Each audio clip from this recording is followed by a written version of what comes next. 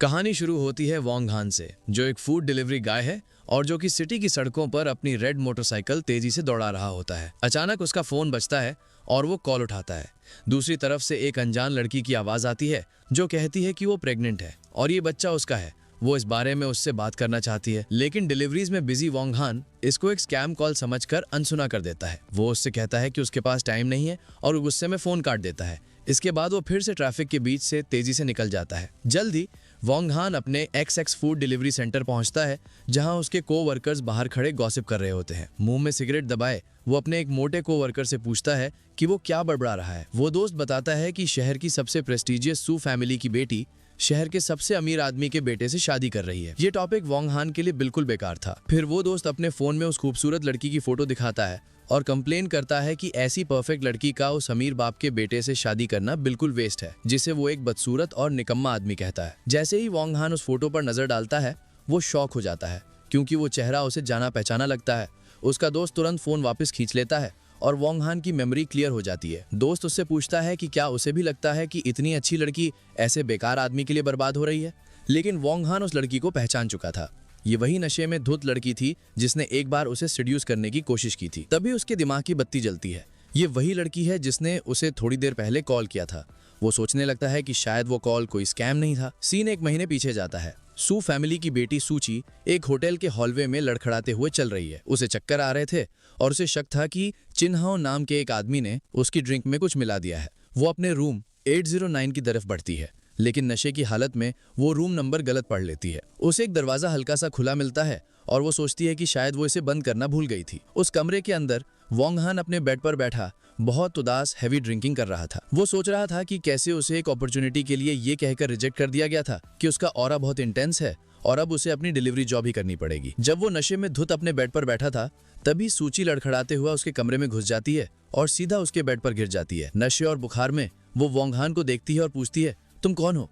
क्या तुम मेरी मदद कर सकते हो? मेरा सर घूम रहा है और मुझे बहुत गर्मी लग रही है। खुद भी नशे में होने के बावजूद वोंग हान उसकी खूबसूरती में खो जाता है, ये सोचते हुए कि वो कितनी स्टनिंग है। जब वो उसके और करीब आकर मदद मांगती है तो वो घबरा जाता है, ये सोचते हुए कि क्या ये कोई सपना है। वो अपनी मुट्ठियां बंद कर लेता है और उसके पास शराब की एक बोतल गिरी हुई थी। इस इंटेंस सिचुएशन से बाहर निकलते हुए सीन वापस प्रेजेंट में आता है। वोंग हान इन्हीं यादों में खोया अपने दोस्त के फोन में सूची की फोटो को घूर रहा था। उसका मोटा दोस्त फैटी नोटिस करता है कि हान कहीं खोया हुआ है और उसका नाम पुकारता है। फैटी उसका मजाक उड़ाना शुरू कर देता है, सबको याद दिलाते हुए कि कैसे हान हमेशा बड़ी बड़ी कहानियां बनाता है, जैसे कि वो एक इंटरनेशनल मूवी स्टार के साथ सोया था। वो ताना मारते हुए पूछता है कि क्या अब हान ये दावा करेगा कि उसने सू फैमिली की बेटी के साथ भी कुछ किया है। बाकी को-वर्कर्स भी हंसने लगते हैं और उसकी पुरानी कहानियों को याद करते हैं, जैसे कि वो एक इंटरनेशनल आर्म्स डीलर था या बीजिंग की एक एलीट फैमिली का टॉप डॉग था। लेकिन वोंग हान शांत रहता है। वो एक सिगरेट जलाता है और उनसे कहता है, तुम लोग नहीं समझोगे, और फिर एक रहस्यमय अंदाज में कहता है, मेरी असलियत सबकी आंखों के ठीक सामने है। जैसे ही एक दोस्त उसके दावे को खारिज करने वाला होता है,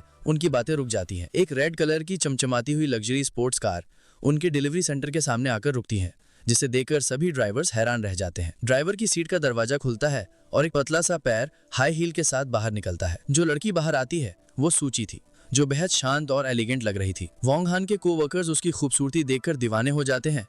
उनकी आंखें दिल बन जाती हैं और वो उसे टोटल नॉकआउट कहते हैं। जब वो उनकी तरफ बढ़ती है तो एक आदमी उसे फोटो से पहचान लेता है। उन्हें झटका लगता है कि सू फैमिली की वारिस उनके सामने खड़ी है और वो समझ नहीं पाते कि वो उनके इस मामूली से डिलीवरी सेंटर पर क्या कर रही है। सूची वोंग हान के पास आती है, जो कैजुअली स्ट्रेच कर रहा था, और पूछती है, तुम मेरे कॉल्स क्यों नहीं उठा रहे हो? उसके को-वर्कर्स जो अभी उसका मजाक उड़ा रहे थे बिल्कुल सुन पड़ जाते हैं। उन्हें विश्वास नहीं हो रहा था कि वोंग हान सच में मशहूर सू फैमिली की बेटी को जानता है। वोंग हान एकदम कूल रहते हुए प्रिटेंड करता है कि उसने कोई मिस्ड कॉल नहीं देखी और शांति से पूछता है कि क्या बात है। सीधे पॉइंट पर आते हुए सूची उसकी आंखों में देखती है और कहती है, मैं प्रेग्नेंट हूँ और ये बच्चा तुम्हारा है। ये सुनते ही उसके को-वर्कर्स के पैरों तले जमीन खिसक जाती है। वो विश्वास न करते हुए चिल्लाते हैं। उन्हें समझ नहीं आ रहा था कि ये अमीर और खूबसूरत लड़की उनके दोस्त के बच्चे की मां बनने वाली है। एक दोस्त कसम खाता है कि वो अब कभी नहीं कहेगा कि हान झूठ बोलता है। वोंग हान खुद भी इस बात से चौंक जाता है और अपनी आंखें मलते हुए पूछता है, क्या तुम श्योर हो? सूची एक ठोस एक्सप्रेशन के साथ उसे कहती है कि वो उसके साथ हॉस्पिटल चले, सब प्रूव हो जाएगा। जब वो अपनी कार के पास इंतजार करती है तो उसके को-वर्कर्स उसे तेजी से उसके साथ जाने को कहते हैं। स्ट्रेस्ड वोंग हान जाने का फैसला करता है और अपने एक दोस्त को उसकी शिफ्ट कवर करने के लिए कहता है। फिर वो दोनों उसकी रेड कार में तेजी से निकल जाते हैं, अपने हैरान को-वर्कर्स को पीछे छोड़कर। कार के अंदर का माहौल काफी टेंस था। वोंग हान पूछता है, क्या ये बच्चा सच में मेरा है? सूची रूखेपन से जवाब देती है, मैं इतनी सीरियस बात पर झूठ क्यों बोलूंगी। वोंग हान एकदम रेजोल्यूट होकर कहता है, अगर ये बच्चा मेरा है तो मैं तुम दोनों की पूरी रिस्पॉन्सिबिलिटी लूंगा। सूची उसे एक अजीब निगाह से देखती है और हंसती है, पूछते हुए कि वो अपनी इस डिलीवरी जॉब की कमाई से कैसे रिस्पॉन्सिबिलिटी लेगा। इस बात से बेपरवाह वोंग हान आराम से पीछे टिक जाता और कॉन्फिडेंस से कहता है, ईमानदारी की कमाई में कोई बुराई नहीं है और तुम दोनों को सपोर्ट करना मेरे लिए कोई इशू नहीं होगा। सूची उसे जैंग निंग के पावरफुल सू फैमिली में अपने स्टेटस की याद दिलाती है। वोंग हान इस बात को हवा में उड़ा देता है, कहते हुए कि ये स्टेटस वेटस सबसे बेकार की चीज है। उसके इस बेपरवाह एटीट्यूड से चिढ़कर सूची जोर से एक्सीलरेटर पर पैर दबा देती है, जिससे कार बुरी तरह झटका खाती है और वोंग हान आगे की तरफ गिर जाता है। वो उस पर चिल्लाता है, तुमने ये जानबूझकर किया है, ऐसा क्या खास है सू फैमिली में। उनका ये तनाव भरा सफर एक बड़े हॉस्पिटल के सामने आकर खत्म होता है। सूची कार पार्क करती है और शांति से कहती है, हम पहुंच गए। जैसे ही वो कार से बाहर निकलते हैं, सूची वोंग हान को चेतावनी देती है कि वो रिस्पॉन्सिबिलिटी शब्द को इतने हल्के में ना ले। वो उसे उन गंभीर परिणामों की याद दिलाती है जो उसे झेलने पड़ेंगे अगर उसके परिवार को पता चला कि एक फूड डिलीवरी गाय ने उसे प्रेग्नेंट कर दिया है। ये सुनकर वोंग हान को गुस्सा आ जाता है और वो जोर से कहता है, ये मेरे लिए कोई मजाक नहीं है, अगर ये बच्चा मेरा है तो मैं इसकी रिस्पॉन्सिबिलिटी जरूर लूंगा। उसके गुस्से को नजरअंदाज करते हुए सूची उसे अंदर आने को कहती है। वो हॉस्पिटल के हॉलवे से गुजरते हैं। सूची उसे एक दरवाजे की तरफ ले जाती है जिस पर ऑपरेटिंग रूम लिखा था।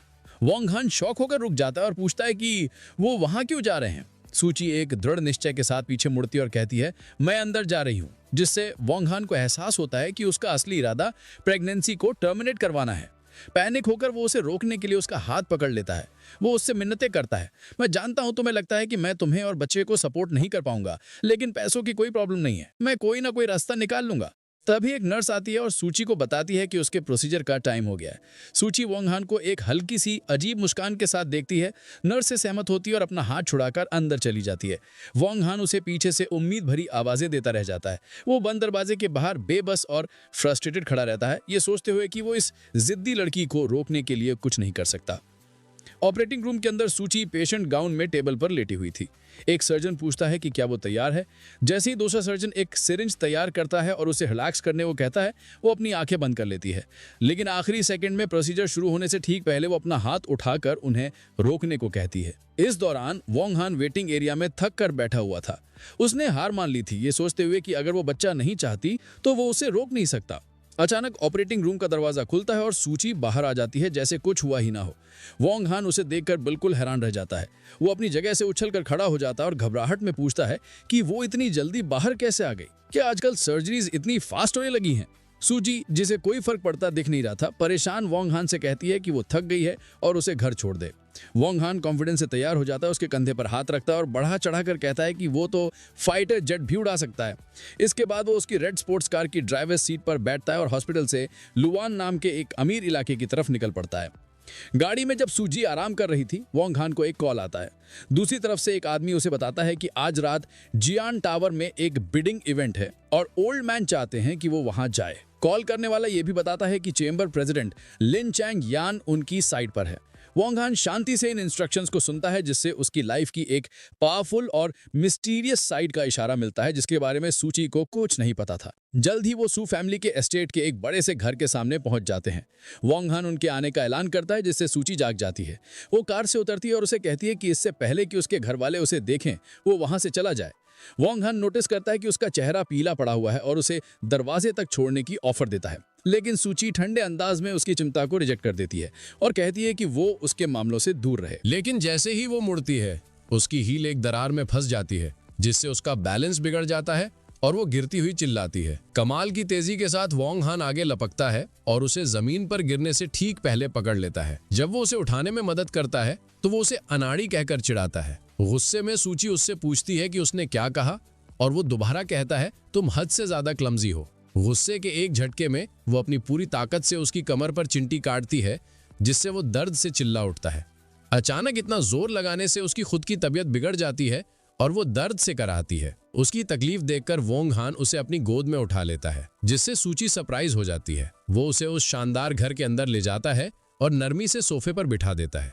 फर्स्ट एड किट खोलकर वो उसके नंगे पैर पर दवा लगाना शुरू करता है, जिसमें गिरने से मोच आ गई थी। वो प्रोटेस्ट करती है, उससे जाने को कहती है, लेकिन वो सख्ती से कहता है हिलना बंद करो। जैसे ही वो उसके टखने पर पट्टी बांध रहा होता है, उन्हें दो औरतें रोक देती हैं जो कमरे में दाखिल हुई थीं। ये दोनों यांग हुई हिन, सूची की माँ, और लिन सिर्फ उसकी बेस्ट फ्रेंड थी। सूची की माँ इस सीन को शॉक में देखती है और पूछती है कि उसकी बेटी क्या कर रही है। वोंग हान और सूची एक साथ एक्सप्लेन करते हैं कि उसके पैर में मोच आ गई है। फिर अपनी हैरान माँ को देखते हुए सूची शांति से ऐलान करती है कि उसका बॉयफ्रेंड बस उसे दवा लगाने में मदद कर रहा था। ये सुनकर वोंग हान के तो होश ही उड़ जाते हैं। उसकी माँ यांग हुई मिन और भी ज्यादा शॉक हो जाती है। यूनिफॉर्म पहने वोंग हान की तरफ कांपती हुई उंगली से इशारा करते हुए चिल्लाती है, क्या ये आदमी सच में तुम्हारा बॉयफ्रेंड है? अपनी बेटी के इस ऐलान से परेशान यांग हुई मिन गुस्से से पूछती है कि ये सब क्या हो रहा है और ये डिलीवरी गाय कौन है? कुछ पल की चुप्पी के बाद सूची अपनी बात से पलट जाती है और जबरदस्ती मुस्कुराते हुए अपनी माँ से कहती है कि वो तो बस मजाक कर रही थी। वो बताती है कि उसके पैर में मोच आ गई थी और इस आदमी ने बस उसे अंदर आने में मदद की। उसकी माँ, जो अब थोड़ा राहत महसूस कर रही थी, सूची से कहती है कि उसने उसे डरा दिया था, उसे याद दिलाते हुए कि वो प्रेस्टिजियस चिन फैमिली में शादी करने जा रही है और कोई भी गलती नहीं कर सकती। वोंग हान, जो अब तक चुप था, माँ के साफ दिखते तुच्छपन से ऑफेंड हो जाता है और पूछता है, एक डिलीवरी गाय होने में क्या बुराई है? यांग हुईमिन हंसती है और चिल्लाती है, तुम एक लो क्लास घटिया आदमी हो जो अपनी औकात से बाहर सपने देख रहा है। सपने देखते रहो। उसकी इस बेइज्जती से वोंग हान के चेहरे पर गुस्से का भाव आ जाता है। इससे पहले कि मामला और बिगड़े, सूची बीच में आती है। वो शांति से वोंग हान को कहती है कि अब वो जा सकता है और उसकी मदद के लिए उसे शुक्रिया कहती है।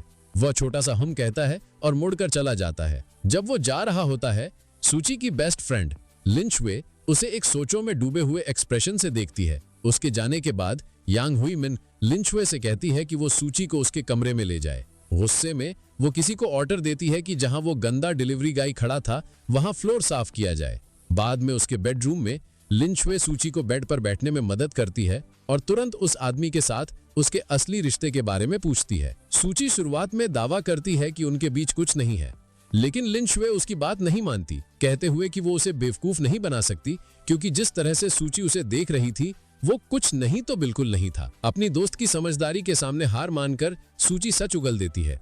वो बताती है कि वो उसके बच्चे की माँ बनने वाली है। ये सुनकर लिन शुए के होश उड़ जाते हैं। वो चिल्लाती है, तुम प्रेग्नेंट हो। वो सूची के फैसले पर सवाल उठाती है, पूछते हुए कि सब लोगों में से एक डिलीवरी गाय ही मिला था। सूची बताती है कि उसने उस दिन बहुत ज्यादा पी ली थी और इसे एक गलती समझकर टाल देती है। लिन शुए उस पर जोर डालती है, पूछते हुए कि अब सूची क्या करने वाली है, उसे याद दिलाते हुए कि वो चिन फैमिली जैसे पावरफुल लोगों से अपनी प्रेगनेंसी हमेशा नहीं छिपा सकती। अपनी दोस्त को हैरान करते हुए सूची मजबूती से कहती है कि उसने बच्चे को रखने का फैसला किया है।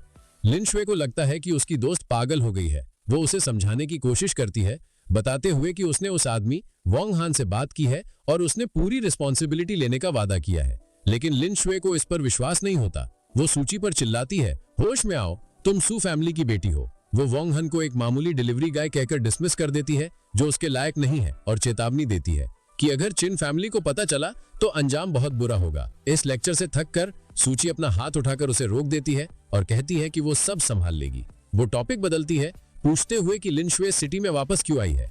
लिन शुए बताती है कि उसके दादा जैंग निंग में एक बड़े इंपॉर्टेंट बिग शॉट से मिलने और आज रात के बिडिंग इवेंट को देखने आए हैं, इसलिए वो उनके साथ आ गई। सूची के ओ कहने पर उसकी दोस्त चिढ़ जाती है। अचानक लिन शुए का एक्सप्रेशन बदलता है और वो कहती है कि उसके पास एक ब्रिलियंट आइडिया है। पास आकर वो सूची के कान में एक भयानक प्लान बताती है। अगर उसका राज खुल गया तो उसे बस ये कहना है कि उस डिलीवरी गाय ने उसका रेप किया था। सूची घिन से जवाब देती है, कितना घटिया आइडिया है। इस बीच वोंग हान सू एस्टेट से निकलकर उस एक्सक्लूसिव विला डिस्ट्रिक्ट में पैदल चल रहा होता है। वो अपना फोन निकालता है और बड़बड़ाता है कि इस एरिया में कोई टैक्सी नहीं मिलती। ठीक तभी एक चमचमाती काली कार उसके पास आकर रुकती है। वोंग हान देखता है कि एक शार्प सूट में एक आदमी कार से बाहर निकलता है। वो बुजुर्ग सिल्वर बालों वाला आदमी वोंग हान के पास आता है और अदब से उसे यंग मास्टर कहकर सलाम करता है। वो आदमी अपना परिचय लिन चिंग यून के रूप में देता है, जो जिलोंग चेंबर ऑफ कॉमर्स का प्रेसिडेंट है, और बताता है कि वो उसे बिडिंग इवेंट तक ले जाने के लिए यहाँ आया है। वोंग हान अब सारी कड़ियों को जोड़ते हुए उस फोन कॉल को याद करता है और कंफर्म करता है कि उसके दादा ने उसे इस अरेंजमेंट के बारे में बताया था। इससे उसकी एक ऐसी छिपी हुई ताकतवर पहचान सामने आती है जिसका उसकी डिलीवरी ड्राइवर वाली लाइफ से दूर दूर तक कोई लेना देना ही नहीं था। इस ऑफर को एक्सेप्ट करते हुए वोंग हान लिन चिंग यून से कहता है कि बिडिंग से पहले उसे नहाकर कपड़े बदलने हैं। लिन चिंग यून अदब से सहमत हो जाता है और अपने यंग मास्टर के लिए कार का दरवाजा खोलते हुए सब कुछ अरेंज करने का वादा करता है। वो दोनों एक शानदार काली लिमोजीन में वहां से निकल जाते हैं। सीन बदलता है और हमें एक बड़े से बॉलरूम में चल रहे बस्लिंग बिडिंग इवेंट पर पहुंचते हैं जो अमीर मेहमानों से भरा हुआ है। वोंग हान वहां पहुंचता है और अब वो पूरी तरह से बदल चुका था। उसने अपनी डिलीवरी जैकेट उतार कर एक शार्प टेलर मेड सूट पहन लिया था जिसमें वो भीड़ को देखते हुए काफी पावरफुल और कॉन्फिडेंट लग रहा था। जब वो एक खिड़की के पास खड़ा होता है तो उसकी नज़र एक जाने पहचाने चेहरे पर पड़ती है। ये सूची की बेस्ट फ्रेंड लिंगस्यू थी जो एक शानदार सफ़ेद इवनिंग गाउन में थी। वो तुच्छपन से उसके पास आती है और पूछती है, एक डिलीवरी गाय इतने एक्सक्लूसिव इवेंट में क्या कर रहा है? इससे पहले कि वो जवाब दे पाता वो खुद ही एक नतीजे पर पहुंच जाती है और इल्ज़ाम लगाते हुए पूछती है, क्या तुम यहाँ पार्ट टाइम जॉब कर रहे हो?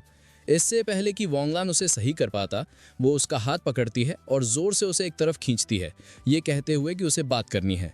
एक कोने में ले जाकर वो उसे कन्फ्रंट करती है और कहती है, सूची मेरी बेस्ट फ्रेंड है और वो तुम्हारी वजह से प्रेग्नेंट है। वो उसे गुस्से में चेतावनी देती है कि अगर बच्चा पैदा होने पर उसने पूरी रिस्पॉन्सिबिलिटी नहीं ली तो वो उसका जीना हराम कर देगी। ये सुनकर वोंग हान बिल्कुल शॉक हो जाता है। वो उससे कहता है, मुझे लगा सूची ने हॉस्पिटल में बच्चा गिरा दिया था। लिंगस्वे गुस्से में उसे बताती है कि वो गलत है और सूची ने बच्चे को रखने का फैसला किया है। ये नई जानकारी वोंग हान को हिराकर रख देती है और वो विश्वास न करते हुए सूची का नाम पुकारता है। उसे एहसास होता है कि इसका मतलब वो सर्जरी के लिए नहीं गई थी। लिंगस्यू उसकी हिचकिचाहट को ये समझकर कि वो अपनी जिम्मेदारी से भाग सकता है अपनी धमकी दोहराती है, अगर तुमने पीछे हटने की कोशिश की तो तुम बहुत पछताओगे। अपनी बात पर जोर देने के लिए वो अपनी स्टिलेटो हील को उसके जूते पर जोर से रगड़ती है जिससे वो दर्द से चिल्ला उठता है और वो एक अजीब सी संतुष्टि के साथ वहां से चली जाती है। जैसे ही लिंगस्यू जाती है बॉल रूम में एक अनाउंसर की आवाज़ गूंजती है जो मेहमानों को बताता है कि बिडिंग शुरू होने वाली है। वोंग हान जो अभी तक इसी सोच में था कि सूची ने बच्चा रख लिया है अब एक नई अर्जेंसी महसूस करता है। उसे विश्वास नहीं हो रहा था और वो फैसला करता है कि वो अपना काम जल्दी से खत्म करके उसे ढूंढने जाएगा। ठीक तभी एक बिजनेस सूट में एक औरत उसके पास आती है और अदब से उसे यंग मास्टर कहकर सलाम करती है। वो अपना परिचय लियू यूए उसकी नई असिस्टेंट के रूप में देती है जिसे चेयरमैन लिन चिंग यून ने असाइन किया था। उसे देखते हुए वोंग हान कहता है, अब चलने का टाइम हो गया है। वो दोनों एक पावरफुल प्रेजेंस के साथ मेन इवेंट एरिया की तरफ बढ़ते हैं। जैसे ही वो अपनी जगह लेते हैं एक मोटा भड़कीले कपड़े पहना हुआ आदमी आगे की तरफ आता है। वो बड़े गर्व से वहां मौजूद लोगों को ऐलान करता है कि आज का main bid new district project चिन फैमिली के नाम होने वाला है। अपनी मूंछ पर ताव देते हुए वो सबको चेतावनी देता है कि या तो उन्हें इज्जत दो या अंजाम भुगतने के लिए तैयार रहो। ये अहंकारी आदमी चिन ले था, चिन फैमिली का सबसे बड़ा यंग मास्टर। वोंग हान अपनी असिस्टेंट से पूछता है कि ये आदमी कौन है। लियू यूए बताती है कि वो चिन फैमिली से हैं जो जांग निंग के सबसे अमीर परिवारों में से एक है और इस प्रोजेक्ट के लिए उनके सबसे बड़े राइवल हैं। एक तुच्छ भरी नज़र से वो सवाल करता है, ऐसा आदमी मुझसे कम्पीट करेगा? लियू यूए आगे बताती है कि चिन फैमिली इस प्रोजेक्ट को जीतकर सू फैमिली के साथ अपने शादी के अलायंस को यूज़ करके किसी मुश्किल से निकलना चाहते हैं। सू फैमिली का नाम सुनते ही वोंग हान के दिमाग की बत्ती जल जाती है। उसे अपने कोवर्कर की बात याद आती है कि कैसे मिस सू की शादी एक बेकार अमीरजादे से हो रही है। उसे एहसास होता है कि ये अहंकारी आदमी चिन ले वही है जिससे सूची की शादी होने वाली है। एक गंभीर चेहरे के साथ अब उसे पूरी तस्वीर साफ दिख रही थी। सूची की सगाई, उसके परिवार की परेशानियां और ये बिडिंग वॉर सब आपस में जुड़ा हुआ था। ऑक्शनियर मेन आइटम लॉर्ड 053 को प्रेजेंट करता है जो न्यू डिस्ट्रिक्ट से जुड़ा था। बिना हिचकिचाए चिनले अपना पैडल उठाता है और 5 बिलियन से बोली शुरू करता है। भीड़ में हैरानी की सरसराहट फैल जाती है। सब समझ जाते हैं कि चिन फैमिली इस प्रोजेक्ट को जीतने के लिए कुछ भी करेगी। वो आपस में फुसफुसाते हैं कि चिन और सू फैमिली की होने वाली शादी के बाद कोई भी उन्हें चैलेंज करने की हिम्मत नहीं करेगा। जैसे ही नीलामी तय हुई लग रही थी, वोंग हान ने शांति से अपना बिडिंग पैडल उठाया और 600 मिलियन की बोली लगा दी। पूरा कमरा सन्नाटे में आ गया और फिर वहां एकदम से खुसुर फुसुर शुरू हो गई। मेहमान सोचने लगे कि आखिर ये हिम्मत वाला आदमी है कौन? शायद कोई बाहर का है जो चिन फैमिली के खिलाफ जाने की जरूरत कर रहा है। उन्हें लग रहा था कि ये प्रोजेक्ट तो चिन्स के लिए पक्का था और वो इस बात को ऐसे ही नहीं जाने देंगे। दूसरी तरफ चिन ले का घमंडी चेहरा गायब हो गया और उसकी जगह शुद्ध गुस्से ने ले ली। उसने अपनी मुट्ठी इतनी कस के भींची कि उसके नकल्स सफेद पड़ गए। उसने गुस्से से वोंग हान को घूरा और चिल्लाकर पूछा, तुम होते कौन हो? मौत को बुलावा दे रहे हो क्या?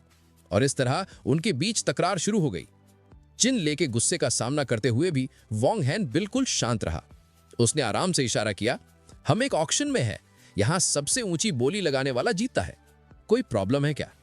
चिन ले, जिसका चेहरा गुस्से से बिगड़ गया था, पलटकर बोला, तुमने सुना नहीं मैंने क्या कहा? यह प्रोजेक्ट चिन फैमिली को चाहिए। पूरे कॉन्फिडेंस के साथ वॉन्ग हैन ने जवाब दिया, मैंने बिल्कुल आराम से सुना, लेकिन इससे मेरा क्या लेना देना? आसपास के मेहमान शॉक में थे, आपस में बात कर रहे थे कि आखिर ये रहस्यमयी आदमी है कौन जो ताकतवर चिन फैमिली को चैलेंज करने की हिम्मत कर रहा है। अपनी बेइज्जती से तल मिलाया हुआ चिन ले अपना पैडल उठाता है और 700 मिलियन की बोली लगाता है। बिना एक पल गवाए वॉन्ग हैन 800 मिलियन बोल देता है। बिडिंग की ये जंग चलती रहती है और माहौल में टेंशन बढ़ता जाता है। चिन ले अपने लोगों के साथ वॉन्ग हैन के पास आता है। उसके चेहरे के सामने आकर वो चिल्लाता है, जैंगनिंग सिटी में चिन फैमिली ही कानून है। वो आखिरी उम्मीद भरी कोशिश करते हुए 900 मिलियन की बोली लगाता है और वॉन्ग हैन को चैलेंज करता है, अगर मरने का शौक है तो बोली लगाते रहो। वॉन्ग हैन बस हंस देता है, जैसे उसे बड़ा मजा आ रहा हो, और कैजुअली 1 बिलियन की बोली अनाउंस कर देता है। सबके सामने इस तरह बेइज्जत होकर चिन ले आखिरकार अपना आपा खो बैठता है। वो चिल्लाता है, तू पिटना चाह रहा है, और वॉन्ग हैन के चेहरे पर एक जोरदार घूंसा मारने की कोशिश करता है। लेकिन वॉन्ग हैन की फुर्ती का कोई जवाब नहीं था।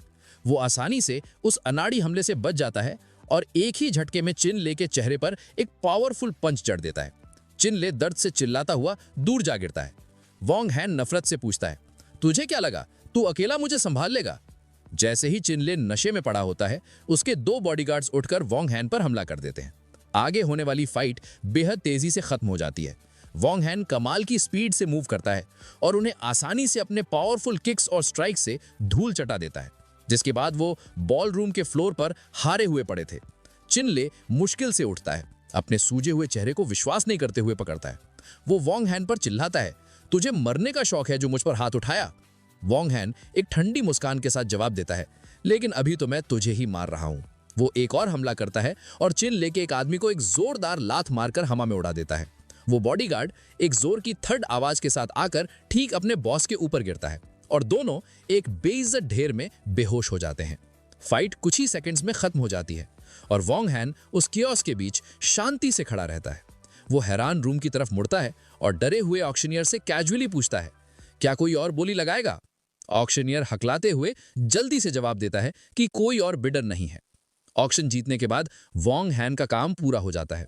वो अपनी असिस्टेंट लियू यूए की तरफ मुड़ता है और उसे डॉक्यूमेंट साइन करके फंड्स ट्रांसफर करने का निर्देश देता है, ये कहते हुए कि उसे एक जरूरी काम है। वो आखिरी बार हाथ हिलाता है और कॉन्फिडेंटली बॉल रूम से बाहर चला जाता है, सबको उस शक्तिशाली प्रदर्शन के झटके में छोड़कर जो उन्होंने अभी अभी देखा था। कहानी एक शानदार कमरे में शिफ्ट होती है जहां लिंगशु अपने दादा के सामने खड़ी थी, जो वही लिंग या योंग है जो वॉन्ग हैन के लिए काम करते हैं। वो पूछती है कि उन्होंने उसे इतनी जल्दी में यहाँ क्यों बुलाया, जिसके कारण वो ऑक्शन मिस कर गई। उसके दादा उसे चेतावनी देते हैं कि जब उनके मेहमान आ जाएं तो वो सावधान रहें, ये मानते हुए कि वो अभी तक उस व्यक्ति के स्वभाव को समझ नहीं पाए हैं। लिंगशु हंसती है, ये सोचते हुए कि ऐसा कौन सा बिग शॉट आ गया जिसके लिए उसके पावरफुल दादा इतने सावधान हो रहे हैं। ठीक तभी एक सहायक अंदर आता है और चेयरमैन को बताता है कि ऑक्शन खत्म हो गया है। लिंग या युंग पूछते हैं कि क्या चिन फैमिली जीत गई, लेकिन सहायक बताता है कि जीतने वाला कोई और था। लिंगशु शॉक हो जाती है, चिल्लाते हुए कहती है, ये इम्पॉसिबल है। उसे विश्वास नहीं हो रहा था कि प्रोजेक्ट चिन फैमिली के हाथ से निकल गया और सोचती है कि आखिर इतना हिम्मत वाला कौन हो सकता है जो इनसे ये छीन ले। उसके दादा शांति से उसे बताते हैं कि जिस व्यक्ति का वो इंतजार कर रहे हैं वो आ चुका है। अपने फोन को देखते हुए शायद कोई न्यूज अपडेट, लिंगशु कहती है कि ये आदमी तो बहुत ही ज्यादा एरोगेंट है। ये खबर इतनी जरूरी थी कि वो इंतजार नहीं कर सकती थी, इसलिए वो अपने दादा को कहती है कि वो अपनी दोस्त सूची को कॉल करने के लिए बाहर जा रही है। जब वो एक हॉलवे में चल रही होती है तो वो अपने विचारों और फोन कॉल में डूबी हुई थी। वो सोच रही थी कि कैसे चिन फैमिली की हार ने सू फैमिली के साथ उनके प्लान किए गए सहयोग को खतरे में डाल दिया है। अपनी बेस्ट फ्रेंड तक ये खबर पहुंचाने के लिए वो इतनी बेचैन थी कि उसने ध्यान ही नहीं दिया कि वो कहाँ जा रही है। वो सीधे जाकर वॉन्ग हान से टकरा जाती है जो दूसरी दिशा से आ रहा था। टक्कर जोरदार थी और उसके सीने से टकराते ही उसके मुंह से एक हल्की सी चीख निकल जाती है। गुस्से में वो ऊपर देखती है और उसका चेहरा देखकर शॉक हो जाती है। वो उस पर चिल्लाती है, फिर से तुम देखकर नहीं चल सकते क्या, बदबूदार फूड डिलीवरी गाय? लेकिन उसका जरूरी कॉल ज्यादा इंपॉर्टेंट था। वो जल्दी से चुपचाप खड़े वोंग हान की तरफ पीठ करती है और आगे बढ़ती जाती है अपने फोन में सूची को ये जरूरी खबर देने के लिए। वोंग हान बस उसे एक शांत अनजान एक्सप्रेशन के साथ जाते हुए देखता है। लिंग जुए के जाने के बाद वोंग हान लिंग क्युंग युंग से मिलने के लिए अंदर जाता है। वो बुजुर्ग आदमी अदब से उनका स्वागत करता है। वोंग हान कंफर्म करता है कि ऑक्शन में उसका काम हो गया है और फिर कैजुअली उस लड़की के बारे में पूछता है जिससे वो अभी टकराया था। लिंग क्युंग युंग उसे बताता है कि वो उसकी पोती लिंग जुए है और खास तौर पर बताता है कि वो अनमैरिड है। वो उसकी तारीफ करते हुए कहता है कि वो वोंग हान की बहुत बड़ी फैन है और हमेशा से उनसे मिलना चाहती थी। मैच मेकिंग की इस कोशिश पर वोंग हान को हंसी आ जाती है और वो थके हुए अंदाज में कहता है, रहने दो प्लीज। टॉपिक बदलते हुए वोंग हान बैठता है और लिंग क्युंग युंग से पूछता है कि क्या वो सूची को जानता है। लिंग क्युंग युंग बताता है कि वो सू फैमिली की यंग लेडी है, अपनी जनरेशन की सबसे टैलेंटेड लड़की, लेकिन परिवार में बेटों को ज्यादा तवज्जो देने के कारण उसे लाइमलाइट से दूर रखा गया है। वो कंफर्म करता है कि चिन फैमिली प्रोजेक्ट जीतने के बाद सू फैमिली के साथ शादी का रिश्ता जोड़ना चाहती थी, लेकिन क्योंकि वोंग हान ने बीच में दखल दे दिया, अब वो प्लान डिले हो गया है। क्यूरियस होकर वो उसकी पर्सनल डिटेल्स पूछता है, जैसे कि सूची की डेली लाइफ और रोमांटिक हिस्ट्री। लिंग क्युंग युंग उसे बताता है कि सू फैमिली की परवरिश बहुत सख्त है और सूची का स्वभाव जिद्दी है। वो कहता है कि वो आसानी से लोगों से घुलती मिलती नहीं है और जहां तक वो जानता है उसका कभी कोई बॉयफ्रेंड नहीं रहा। ये नई जानकारी सुनकर वोंग हान के चेहरे पर एक शातिर जानकार मुस्कान आ जाती है। ठीक तभी उसका फोन बजता है। कॉलर आईडी पर सूची का नाम था। वो आराम से फोन उठाता है और कहता है, मैं अभी तुम्हारे बारे में ही सोच रहा था। दूसरी तरफ से सूची पूछती है कि क्या उसके पास टाइम है और कहती है कि वो उससे मिलना चाहती है। वोंग हान तुरंत हाँ कर देता है और उसकी लोकेशन पूछता है। अब उसका जरूरी काम साफ था। वोंग हान उठने के लिए खड़ा होता है। वो लिंग क्युंग युंग को बताता है कि वो जा रहा है और वो ओल्ड मैन को रिपोर्ट कर सकता है। जब वोंग हान बाहर जा रहा होता है, लिंग क्युंग युंग अपनी पोती को प्रमोट करने की एक आखिरी कोशिश करता है, बताते हुए कि उसने लंदन की रॉयल अकेडमी से ग्रेजुएशन की है, ठीक वोंग हान की तरह। बिना कोई इंटरेस्ट दिखाए वो उसे टाल देता है। इस बारे में अगली बार बात करेंगे। सीन सिटी को देखते हुए एक पार्क में शिफ्ट होता है, जहां सूची एक बेंच पर अकेले बैठी कुछ सोच रही थी। कुछ देर बाद वोंग हान अपनी रेड मोटरसाइकिल पर वहां पहुंचता है, अब वापस अपने शार्प सूट में। वो उसके पास जाकर बैठ जाता है। उसके कंधे पर हाथ रखते हुए वो सीधे मुद्दे पर आता है। वो उससे कहता है कि वो बच्चे के बारे में चिंता ना करे और वो दोनों को सपोर्ट करेगा।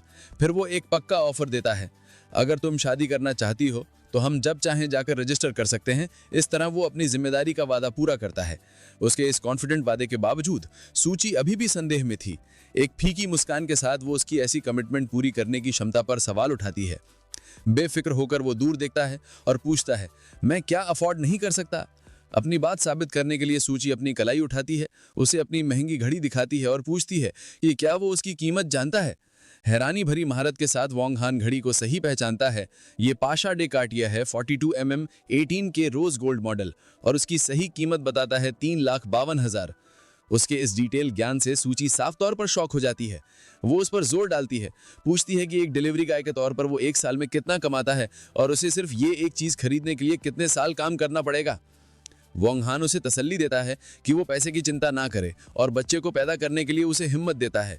वो कॉन्फिडेंस से कहता है कि वो उसे या बच्चे को किसी भी मटेरियल चीज की कमी नहीं होने देगा। यहाँ तक कि ये दावा भी करता है कि उनका खर्च उठाना कोई प्रॉब्लम नहीं होगी। सूची उसकी इस बड़ी बात पर आंखें घुमाते हुए सूखे अंदाज में पूछती है, अगर तुम शेखी ना बगाड़ो तो मर जाओगे क्या?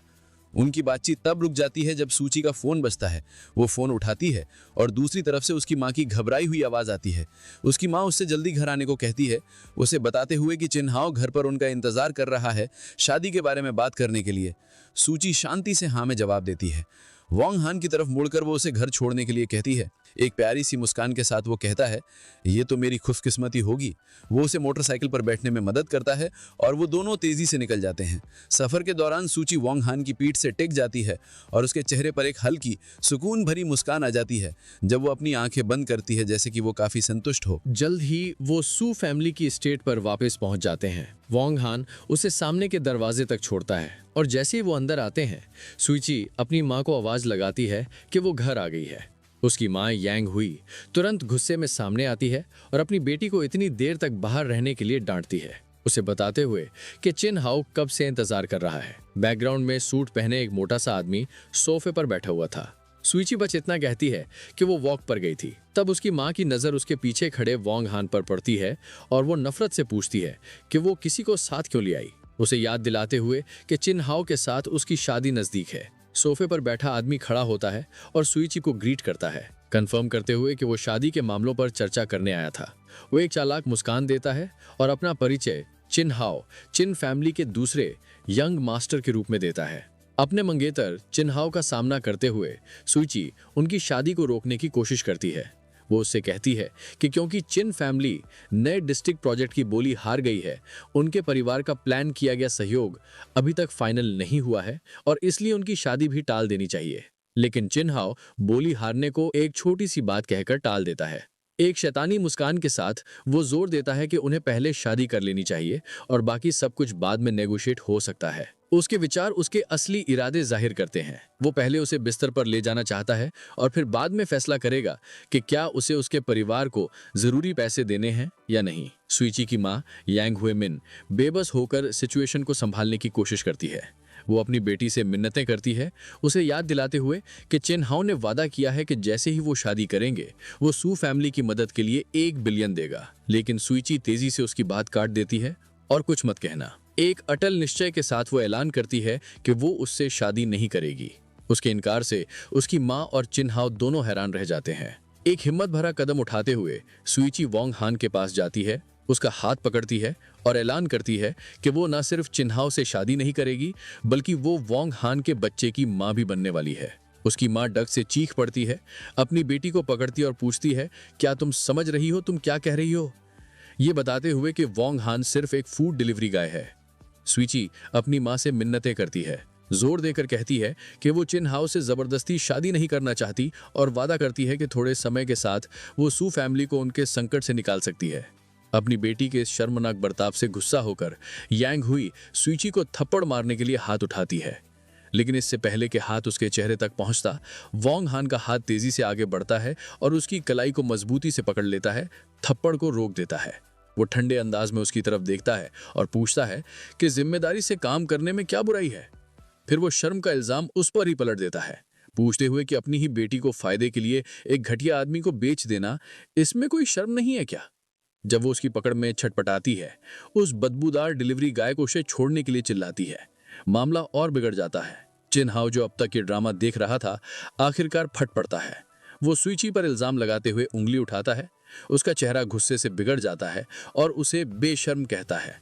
वो कहता है कि उसने कभी नहीं सोचा था कि वो इतनी घटिया होगी। वो गुस्से में कहता है कि कैसे उसने एक डिलीवरी गाय को अपने साथ सोने दिया और फिर अपना सारा गुस्सा वोंग हान पर निकालता है, उसे मारने की कसम खाते हुए। सुईची बस पास में खड़ी हैरान और डर से सहमी रह जाती है। इससे पहले कि चिन हाओ कुछ कर पाता, वोंग हान बिजली की तेजी से आगे बढ़ता है।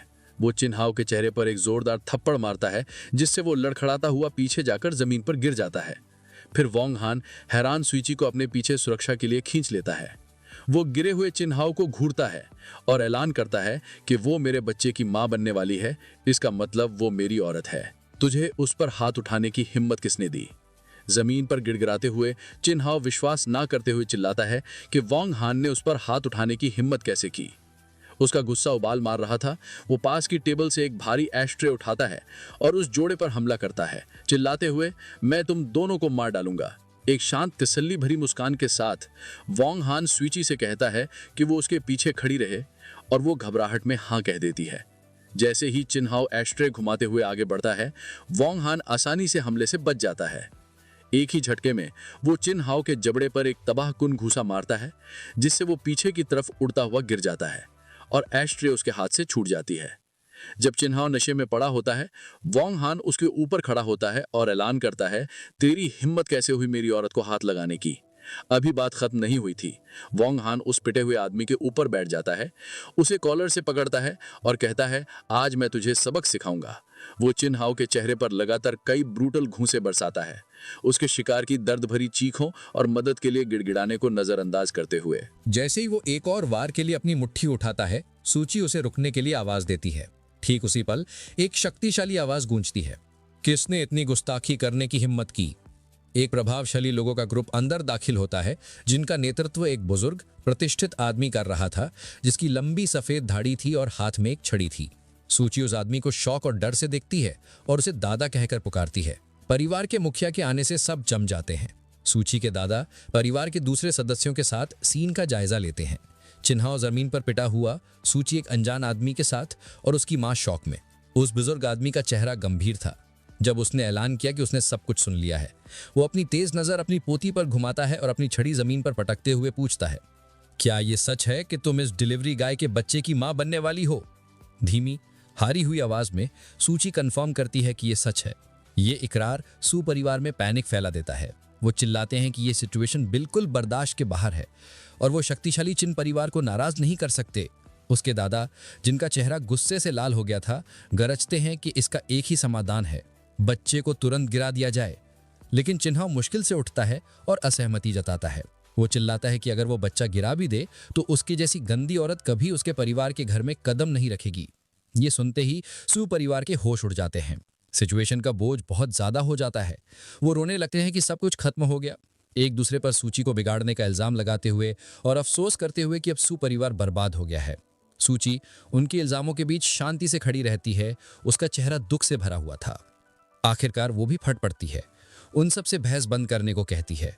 भावनात्मक और शारीरिक तनाव उस पर हावी हो जाता है और वो दर्द से चिल्लाती है, अपने सर को पकड़ती है जब उसे चक्कर आने लगते हैं। इससे पहले कि वो गिर पाती, वोंग हान उसे संभालने के लिए वहां होता है। वो उसे स्थिर रखता है और तसल्ली देता है, डरो मत, मैं तुम्हें यहां से ले जाऊंगा। जैसे ही वो उसे अपनी गोद में उठाता है, उसके परिवार वाले उसके माँ बाप सहित आगे बढ़ते हैं। उस बदबूदार डिलीवरी गाय को उसे छोड़ने को कहते हैं और उसकी टांगे तोड़ने की धमकी देते हैं। वोंग हान उन्हें पूरी नफरत से देखता और पूछता है, तुम लोग खुद को इंसान भी कहते हो? बिना एक और शब्द कहे वो मुड़ता है और अब बेहोश सूची को उठाकर घर से बाहर निकलने लगता है। जब उसके माँ बाप उसका रास्ता रोकने की कोशिश करते हैं तो वो आसानी से उन्हें लात मारकर एक तरफ कर देता है, जिससे वो जमीन पर गिर जाते हैं। वो दरवाजे पर रुकता है और हैरान और डरे हुए परिवार की तरफ मुड़ता है। ठंडे अटल निश्चय के साथ वो ऐलान करता है, मैं सूची को अपने साथ ले जा रहा हूं, किसी को कोई प्रॉब्लम है क्या?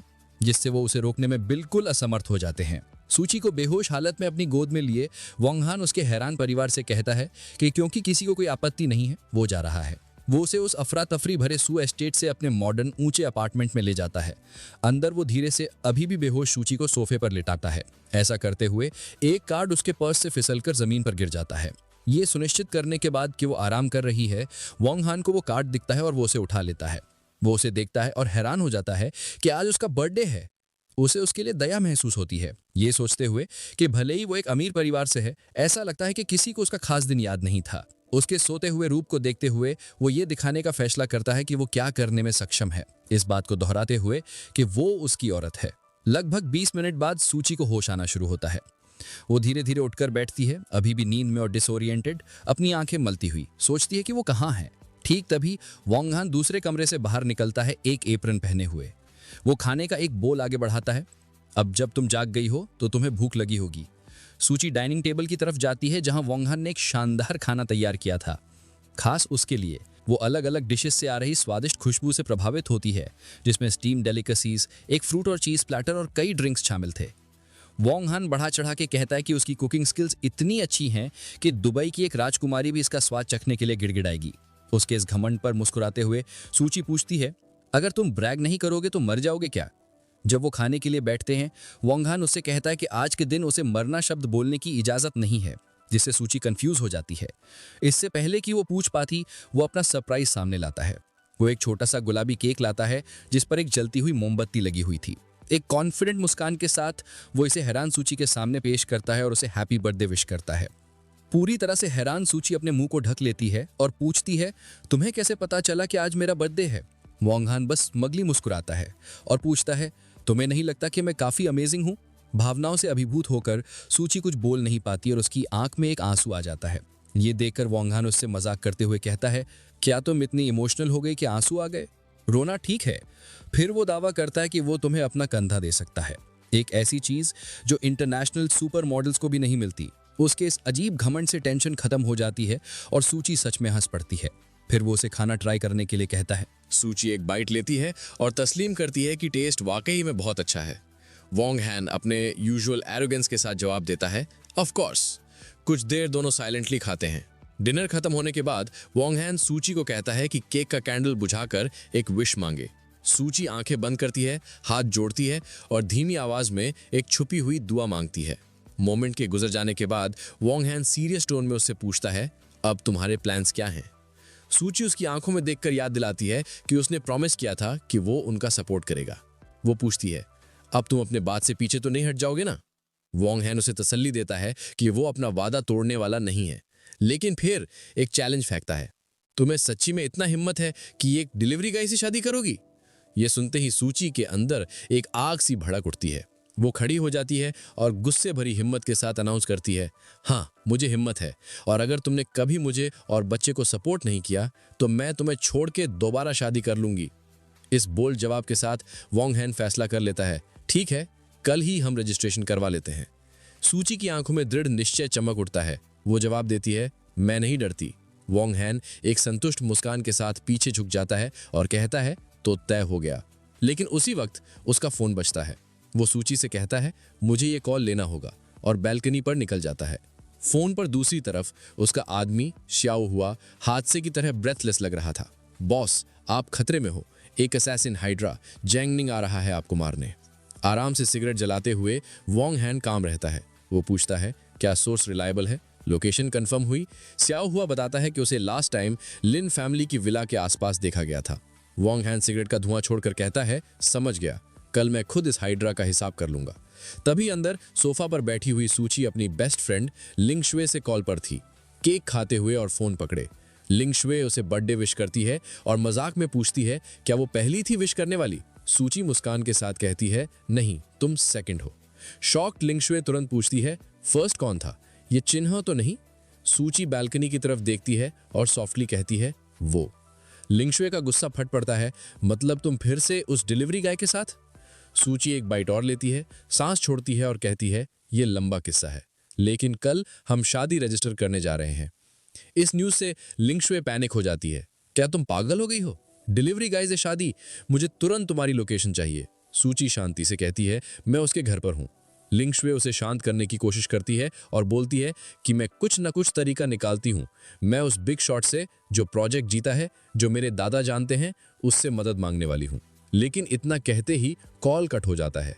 सूची हैरान और परेशान रह जाती है। बैल्कनी पर कॉन्वर्सेशन ज्यादा गहन हो चुका था। श्याओ हुआ रिपोर्ट देता है, और भी प्रॉब्लम है, 2 दिन पहले एल्डेस्ट प्रिंसेस ने आपके बारे में पूछा था। वॉन्ग हैन का चेहरा तुरंत सीरियस हो जाता है। वो गुस्से से पूछता है, क्या तुमने उसे बताया कि मैं जैंगनिंग में हूं? नर्वस हुआ एडमिट करता है, बॉस, मेरी मजबूरी थी। आप जानते हो उनका गुस्सा। अगर मैं मना करता तो शायद वो मेरी जान ले लेती। मुझे अपना बचाव करना पड़ा।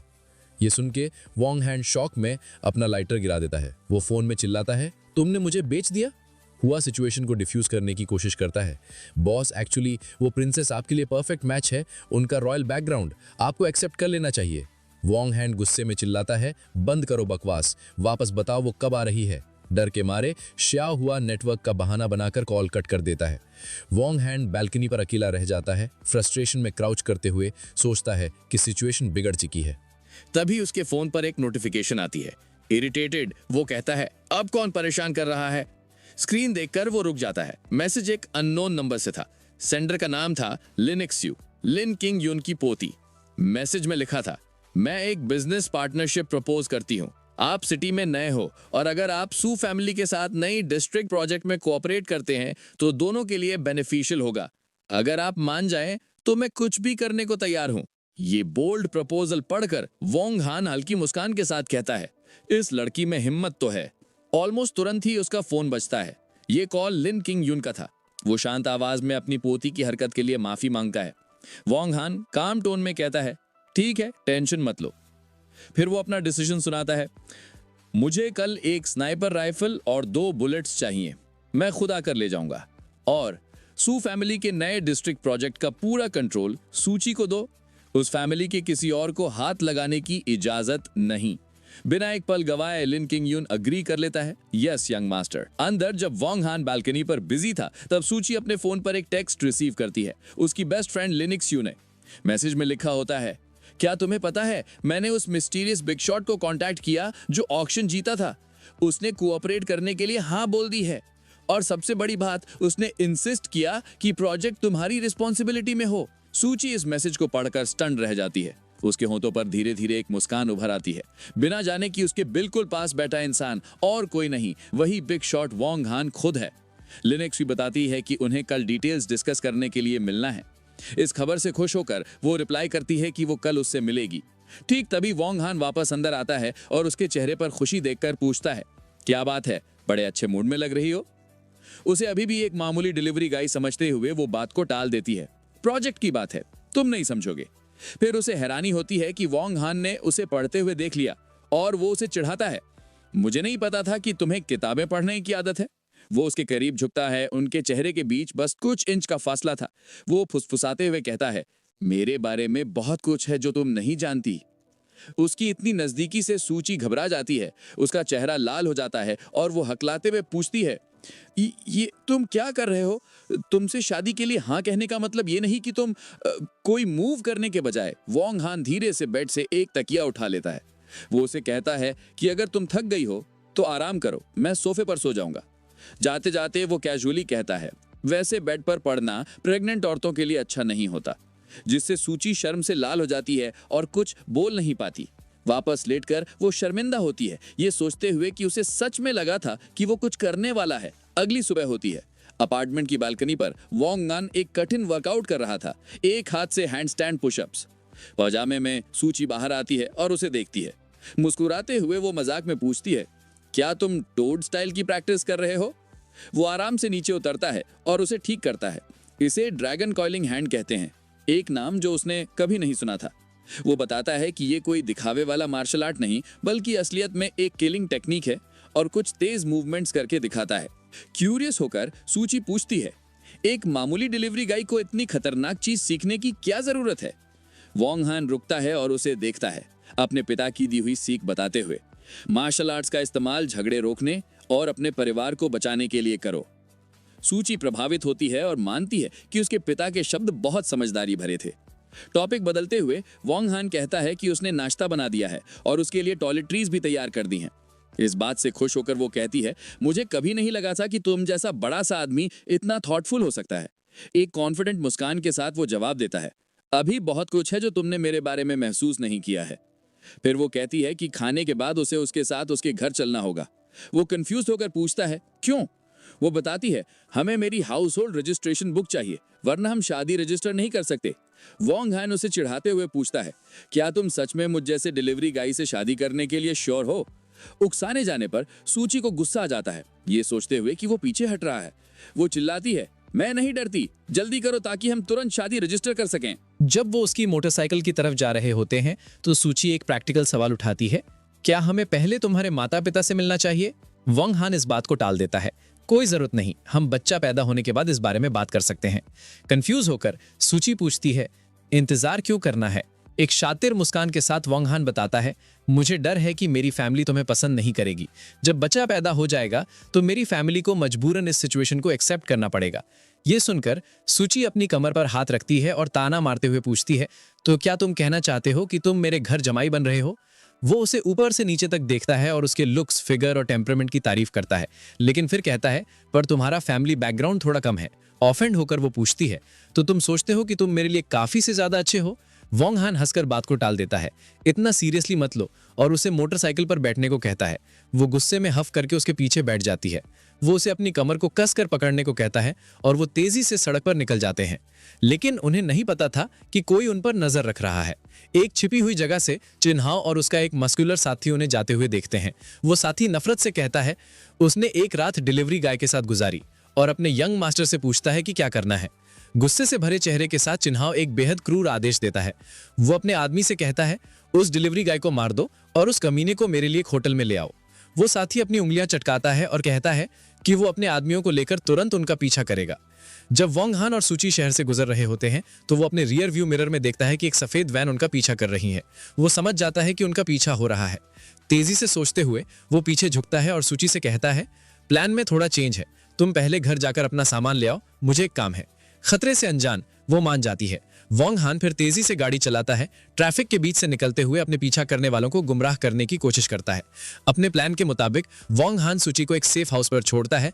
जब वो सुरक्षित अंदर चली जाती है तो वो अपनी मोटरसाइकिल पर वापस बैठता है और तेजी से निकल जाता है, पीछा करने वालों का ध्यान अपनी तरफ खींचता हुआ। सफेद वैन तुरंत उसका पीछा करती है, एक अमीर इलाके में उसके पीछे पीछे। वोंग हान उन्हें थोड़ी देर तक घुमाता है और फिर एक बड़े मॉडर्न विला के सामने रुक जाता है, एक जानबूझकर चुनी गई जगह।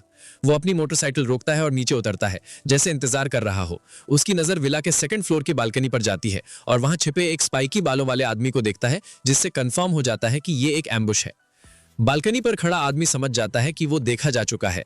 बेफिक्र वोंग हान शांति से विला की तरफ बढ़ता है, ये सोचते हुए जब सारे दुश्मन यहीं इकट्ठे हैं तो इन सबको एक साथ निपटाने का वक्त आ गया है। वो शानदार खाली घर में घुसता है और ऊपर जाता है। एक कमरे में एक टेबल पर स्नाइपर राइफल का केस खुला पड़ा था, ठीक वैसा ही जैसा उसने अरेंज किया था। वो सप्रेसिव राइफल उठाता है, लिन कैन्यून की एफिशिएंसी से प्रभावित होकर। लेकिन अचानक उसकी नजर एक अनएक्सपेक्टेड चीज पर पड़ती है। वो ऊपर देखता है और पास के बेड पर एक नीली ब्रा पड़ी देखता है, जिससे वो कुछ पल के लिए कंफ्यूज हो जाता है। इससे पहले कि वो कुछ समझ पाता, एक औरत तौलिए में लिपटी हुई साथ वाले कमरे से बाहर आती है। ये लिन शुक है, सूची की बेस्ट फ्रेंड, जो अपने कमरे में एक अनजान आदमी को हाई पावर्ड राइफल के साथ देखकर दहशत भरी चीख मारती है। उसे पहचानते ही लिन शुक गुस्से में पूछती है, तुम बदबूदार डिलीवरी गाय मेरे घर में क्या कर रहे हो? उसे याद दिलाते हुए कि वो लिन परिवार के विला में घुसपैठ कर रहा है। लेकिन उनकी बहस बढ़ने से पहले एक रेड लेजर डॉट उसके माथे पर दिखाई देता है। स्नाइपर का लेजर देखते ही वोंग हान तुरंत चिल्लाता है, नीचे झुको। एक पल गंवाए बिना एक गोली खिड़की तोड़ते हुई अंदर आती है। वोंग हान पूरे कमरे में लपकता है, दहशत में कांपती लिंग शुए को टैकल करता है और उसे गोली के रास्ते से ठीक समय पर हटा देता है। वो दोनों बेड पर गिरते हैं और वो उसके नीचे छटपटाती है, चिल्लाते हुए, छोड़ो मुझे कमीने। वो उसे मजबूती से दबाए रखता है। उसका चेहरा गंभीर था और धीरे से चेतावनी देता है, चिल्लाना बंद करो, एक और आवाज निकाली तो मारी जाओगी। अपने पैरों पर खड़ा होकर वोंग हान स्नाइपर राइफल उठा लेता है, जबकि हैरान लिंग शुए पूछती है, ये सब क्या हो रहा है? वो उसे नजरअंदाज करता है, टूटी हुई खिड़की की तरफ जाता है और सामने वाले विला पर निशाना साधता है। वो ताना मारते हुए बड़बड़ाता है, लगता है हाइड्रा के पास दिमाग नहीं है, और एक सटीक गोली चलाता है। गोली आंगन के पार जाती है और अपने निशाने पर लगती है। सामने की बैल्कनी पर एम्बुश लगाए स्नाइपर को मार गिराती है। स्नाइपर तुरंत मारा जाता है, सर में गोली लगने से जमीन पर ढेर हो जाता है। वोंग हान अपना हथियार नीचे करता है, एक कैजुअल सल्यूट के साथ, निराशा से कहते हुए कि हाइड्रा इतनी आसानी से निपट गया। इससे पहले कि वो जश्न मना पाता, घबराई हुई लिंग शुए उसे पकड़ती है, उसके घर में बंदूक होने का एक्सप्लेनेशन मांगती है। लेकिन उसी पल वोंग हान के सेंसेस उसे एक और खतरे का आभास देते हैं। एक दूसरी गोली हवा को चीरती हुई आती है, एक अलग एंगल से एक और खिड़की तोड़ती हुई। कमाल की तेजी से रिएक्ट करते हुए वोंग हान फिर से चिल्लाता है, नीचे झुको, और खुद को उसके ऊपर फेंक देता है, अपनी बॉडी से उसे बचाते हुए। वो दोनों जमीन पर गिरते हैं, जबकि गोली उनके खड़े होने की जगह से तेजी से गुजरकर पीछे की दीवार में जा लगती है। अभी भी लिंग शुए के साथ जमीन पर वोंग हान समझ जाता है कि बाहर और भी हमलावर हैं। तेजी से सोचते हुए वो बेड से उसका एक कपड़ा उठाकर हवा में उछाल देता है, एक धोखा देने के लिए। वो मन ही मन अपने दुश्मनों को गिनता है, असैसिन हाइड्रा, वैन वाले गुंडे और ये नया स्नाइपर। वो गंभीरता से निष्कर्ष निकालता है कि आज उसके पास कई मेहमान हैं जिनसे निपटना है। धोखा काम कर जाता है। जैसे ही दुश्मन स्नाइपर उस हरकत पर गोली चलाता है, वोंग हान अपनी राइफल से निशाना लगाता है, जबकि डरी हुई लिंग शुए उसके पीछे से देख रही थी। वो अपनी दूसरी और आखिरी गोली से जवाब देता है। गोली खुली जगह से उड़ती हुई जाती है और एक अलग जगह छिपे दूसरे स्नाइपर को मार गिराती है। तुरंत एक तीसरी जगह से भारी फायरिंग शुरू हो जाती है, जब पास की छत पर एक और असैसिन उनकी खिड़की पर गोलियों की बरसात कर देता है। वोंग हान लिंग शुए को पकड़ता है और एक सोफे के पीछे कवर लेने के लिए कूद जाता है, जबकि उनके पीछे की दीवार गोलियों से छलनी हो जाती है। एक अजीब पोजीशन में फंसे हुए वो चिल्लाती है और उसे पॉवर्ड कहती है। जब शूटिंग रुकती है, वोंग हान शांति से दीवार से दुश्मन की एक खाली गोली का खोल निकालता है। वो उसे ध्यान से देखता है और उसके बेस पर एक अनोखे 6 नुकीले सितारे के निशान को पहचानता है। वो उसे एरीज नाम के एक बदनाम ईस्टर्न यूरोपियन असैसिन ऑर्गेनाइजेशन का एक खास वॉर हेड बताता है। वो हिली हुई लिंग शुए की तरफ मुड़ता है और पूछता है, तुमने कब इतने खतरनाक लोगों से पंगा ले लिया? वो बस हकलाते हुए कह पाती है कि उसे नहीं पता। उसी पल वोंग हान अपनी खाली राइफल को देखता है और खुद को लापरवाही के लिए कोसता है। उसने सिर्फ 2 गोलियां मांगी थीं और अब उसके पास एम्यूनिशन नहीं था। वो घुटनों के बल बैठता है, ये सोचते हुए कि अब क्या करे जब वो निहत्था है और घिरा हुआ है। अचानक लिंग शुए को कुछ याद आता है। वो वोंग हान को बताती है कि शायद वो जानती है कि इस हमले के पीछे कौन है। उसे याद है कि कुछ समय पहले एक ईस्टर्न यूरोपियन बॉस ने उसकी कंपनी से रिसर्च टेक्नोलॉजी खरीदने की कोशिश की थी, लेकिन उसने उसका ऑफर ठुकरा दिया था। इस खुलासे से प्रोफेशनल असैसिन्स के उसे मारने के पीछे का एक साफ मकसद मिल जाता है।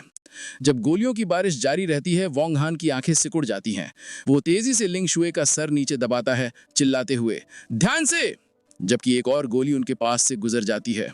सोफे के पीछे फंसे हुए वो मलबे के बीच बैठे गोलाबारी रुकने का इंतजार करते हैं। कोई एम्यूनिशन ना होने के कारण वोंग हान को एक नया प्लान चाहिए था। उसकी नजर जमीन पर पड़े टूटे हुए ग्लास के टुकड़ों पर पड़ती है। एक हताश कदम उठाने का फैसला करते हुए वो ग्लास का एक तेज टुकड़ा उठाता है।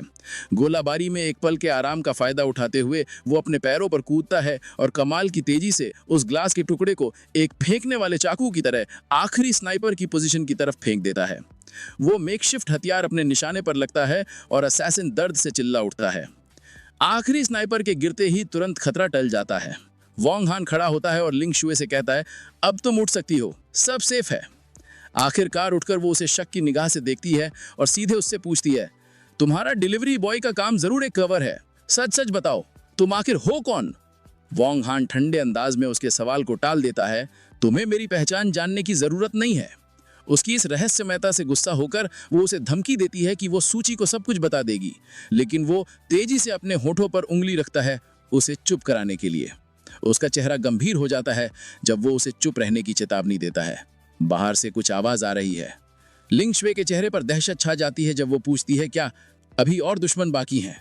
घबराकर वो उसे पकड़ लेती है और पूछती है, अब हम क्या करेंगे? वो शांति से कहता है, चिंता मत करो, मैं जाके देखता हूँ। इस बीच नीचे चिन हाओ के 3 गुंडे बड़े बड़े चाकुओं के साथ विला में घुस जाते हैं। उनमें से एक वोंग हान को पहचान लेता है और सोचता है, एक डिलीवरी बॉय ऐसी जगह क्या कर रहा है? लीडर हंसता है, ये मानते हुए कि वो जरूर एक मामूली चोर होगा। ठीक तभी वोंग हान सीढ़ियों के ऊपर दिखाई देता है। वो हथियारबंद घुसपैठियों को नीचे देखता है और एक कैजुअल वेव के साथ उनका स्वागत करता है। एक कॉन्फिडेंट मुस्कान के साथ वो शांति से उन 3 हथियारबंद आदमियों से पूछता है, क्या तुम लोग मुझे ढूंढ रहे हो? मस्कुलर लीडर अपना चाकू वोंग हान की तरफ करता है, कहते हुए, हम भाई हाओ के आदमी हैं, हमें चिन हाओ ने भेजा है। वो वोंग हान पर उनके बॉस की औरत सूची के साथ सोने का इल्जाम लगाता है, जबकि दूसरा गुंडा बेसब्री से कहता है, बातें बंद कर और सीधे इसकी टांगें तोड़ दे। बिल्कुल बेफिक्र वोंग हान बस पूछता है, तो तुम लोग इस बारे में क्या करने वाले हो? उसके इस घमंड से गुस्सा होकर गुंडे गालियां देते हुए आगे बढ़ते हैं। फाइट बेहद छोटी थी। वोंग हान कमाल की तेजी से मूव करता है। पहले हमलावर को एक शक्तिशाली लात से रोकता है जो उसके चेहरे पर लगती है और उसका सर पीछे की तरफ मुड़ जाता है। कुछ ही सेकंड्स में 2 गुंडे बेहोश हो जाते हैं। सिर्फ उनका हैरान लीडर बचता है। वो मस्कुलर गुंडा विश्वास न करते हुए घूरता है, डिलीवरी गाइस के स्टैंडर्ड्स इतने हाई कब से हो गए? ये समझते हुए कि उसका सामना एक ट्रेंड मार्शल आर्टिस्ट से है। एक मामूली डिलीवरी गाय से हार ना मानते हुए वो गुस्से में चिल्लाता है और अपने चाकू के साथ वोंग हान पर हमला करता है। वोंग हान आसानी से उस अंधाधुंध वार के ऊपर से कूद जाता है और एक ही झटके में उस आदमी के हाथ पर एक तबाहकुन लात मारता है। इस वार से चाकू हवा में उड़ जाता है और गुंडा जमीन पर गिर जाता है। तीनों हमलावरों के हारने के बाद वोंग हान बिखरे हुए शरीरों के बीच खड़ा था। लिंग शू, जो सीढ़ियों के ऊपर से ये फाइट देख रही थी, आखिरकार दहशत में चिल्ला उठती है। इस आवाज से नीचे पड़ा लीडर, जो पिटा हुआ था लेकिन होश में था, अलर्ट हो जाता है। उसके चिल्लाने से गुस्सा होकर वो उठने की कोशिश करता है और एक मौका देखता है निहत्थी लिंगशू की तरफ लपकता हुआ। इससे पहले कि वो रिएक्ट कर पाती, वो उसे पकड़ लेता है और अपना चाकू उसके गले पर रख देता है, उसे बंधक बना लेता है। वो वोंग हान को घूरता है, अगर एक भी कदम आगे बढ़ाया तो इसे मार डालूंगा। डरी हुई लिंगशू उसे चेतावनी देती है, अगर तुमने मुझे हाथ लगाया तो मेरे दादा तुम्हें नहीं छोड़ेंगे। लेकिन वोंग हान बिल्कुल शांत रहता है। वो गुंडे को देखता है और एक ठंडी भावनाहीन आवाज में कहता है, मार दे, आगे बढ़। लिंगशू के गले पर लगे चाकू को नजरअंदाज करते हुए वोंग हान धीरे धीरे उस घबराए हुए गुंडे की तरफ बढ़ता है, उसे ताना मारते हुए, अब तक अपनी धमकी पर अमल क्यों नहीं किया? जब वोंग हान लगातार आगे बढ़ता रहता है तो वो ठंडे अंदाज में पूछता है, क्या तू डर गया? वो गुंडा पसीने से तरबतर और डरा हुआ उसे रुकने के लिए चिल्लाता है। एक पलक झपकते ही वॉन्ग हैन उनके बीच की दूरी को एक झटके में तय कर लेता है। इससे पहले कि गुंडा रिएक्ट कर पाता, वॉन्ग हैन तलवार के फ्लैट हिस्से को अपने अंगूठे और उंगली के बीच पकड़ लेता है, हथियार को पूरी तरह से रोक देता है। वो गुंडे को नफरत से देखता है और पूछता है, तुझे सच में लगता है कि तू इतना काबिल है कि मेरे सामने तलवार चला सके? गुंडा वॉन्ग हैन की इस असंभव ताकत से शॉक हो जाता है, दहशत में समझते हुए कि वो तलवार को हिला भी नहीं सकता। वॉन्ग हैन उसका मजाक उड़ाता रहता है, फिर से पूछते हुए, अब क्यों नहीं करता अपना काम? फिर सिर्फ अपनी उंगलियों के एक झटके से वो उस स्टील के ब्लेड को तोड़ देता है। मेटल के टुकड़े हवा में उड़ते हैं, जबकि गुंडा और लिंगशु हैरान होकर देखते रह जाते हैं। इससे पहले कि गुंडा संभल पाता, वॉन्ग हैन उसे गले से पकड़ता है, उसे जमीन से ऊपर उठा लेता है और पूछता है, तो जैसा सड़ा हुआ झींगा मेरे सामने लड़ने के लायक भी है क्या? दम घुटने से गुंडा खुद को बचाने के लिए कहता है कि वो शक्तिशाली ब्लैक ड्रैगन सोसाइटी का मेंबर है। वॉन्ग हैन इससे बिल्कुल भी प्रभावित नहीं होता और उसे टालते हुए पूछता है, तो क्या? और उस आदमी का सर जमीन पर पटक देता है, उसे बेहोश कर देता है। लेकिन गुंडा अचानक होश में आता है और एक नई चाल चलता है। वो उठकर गिड़गिड़ाने लगता है, वॉन्ग हैन से कहते हुए कि वो अपराध के रास्ते पर ना जाए। इस अजीब अपील का कोई असर नहीं होता। वॉन्ग हैन उस आदमी के चेहरे पर एक बेहद क्रूर लात मारता है, जिससे वो दर्द से चिल्ला उठता है और उसके मुंह से खून निकलता है। पूरी तरह से टूटा हुआ गुंडा दया की भीख मांगता है। वो वॉन्ग हैन से रुकने की मिन्नत करता है, एक झूठी कहानी बनाते हुए कि उसकी 80 साल की माँ है। आखिरी उम्मीद भरी कोशिश में वो वॉन्ग हैन को बताता है कि उसके पास एक जरूरी जानकारी है। उसके ऊपर खड़े होकर वॉन्ग हैन उस पिटे हुए गुंडे को उसके आखिरी शब्दों के लिए 3 सेकंड देता है। वो आदमी तेजी से अपनी जरूरी जानकारी बताता है। ब्रदर हाउ चिन हाउ सूची को ढूंढने चले गए हैं और अगर तुम जल्दी नहीं गए तो बहुत देर हो जाएगी। ये खबर वॉन्ग हैन को हिलाकर रख देती है। गुस्से में कि गुंडे ने उसे ये जरूरी जानकारी पहले क्यों नहीं बताई, वो एक आखिरी जोरदार लात मारता है, उसे पूरी तरह से बेहोश कर देता है। ठीक तभी उन्हें दरवाजे पर जोर से खटखटाने की आवाज आती है। बाहर से आवाज आती है, हम पुलिस हैं। ये समझते हुए कि उसे तुरंत निकलना होगा, वॉन्ग हैन लिंगशु से कहता है, मैं सूची को ढूंढने जा रहा हूँ, ये सिचुएशन मैं तुम्हारे हवाले कर रहा हूँ। वो उसे एक आखिरी इंस्ट्रक्शन देता है, किसी को मत बताना कि मैं यहाँ था। जब वो भाग के जा रहा होता है तो वो कहती है, जाओ, उसे विश्वास दिलाते हुए कि उसे पता है क्या कहना है। एक पल बाद 2 पुलिस ऑफिसर विला में घुस जाते हैं। लीड ऑफिसर लिंगशु को अपना बैज दिखाता है और पूछता है कि क्या हुआ। जब 2 पुलिस कार बाहर आकर रुक जाती हैं तो वो बताना शुरू करती है कि वो नहा रही थी जब 3 आदमी चाकुओं के साथ अंदर घुस आए। उसके बयान के बाद पुलिस तीनों बेहोश गुंडों को अरेस्ट कर लेती है। एक ऑफिसर अपने कैप्टन को रिपोर्ट करता है कि उन्हें सामने वाले विला में 2 लाशें मिली हैं, वो स्नाइपर्स जिन्हें वॉन्ग हैन ने मारा था, और कि वो मामूली लोग नहीं लग रहे हैं। शॉक होकर कैप्टन अपने आदमियों को सबको और सब कुछ स्टेशन ले जाने का आदेश देता है। इस बीच सूची एक बेडरूम में गुस्से से भरे चिन्हाओं से घिरी हुई थी।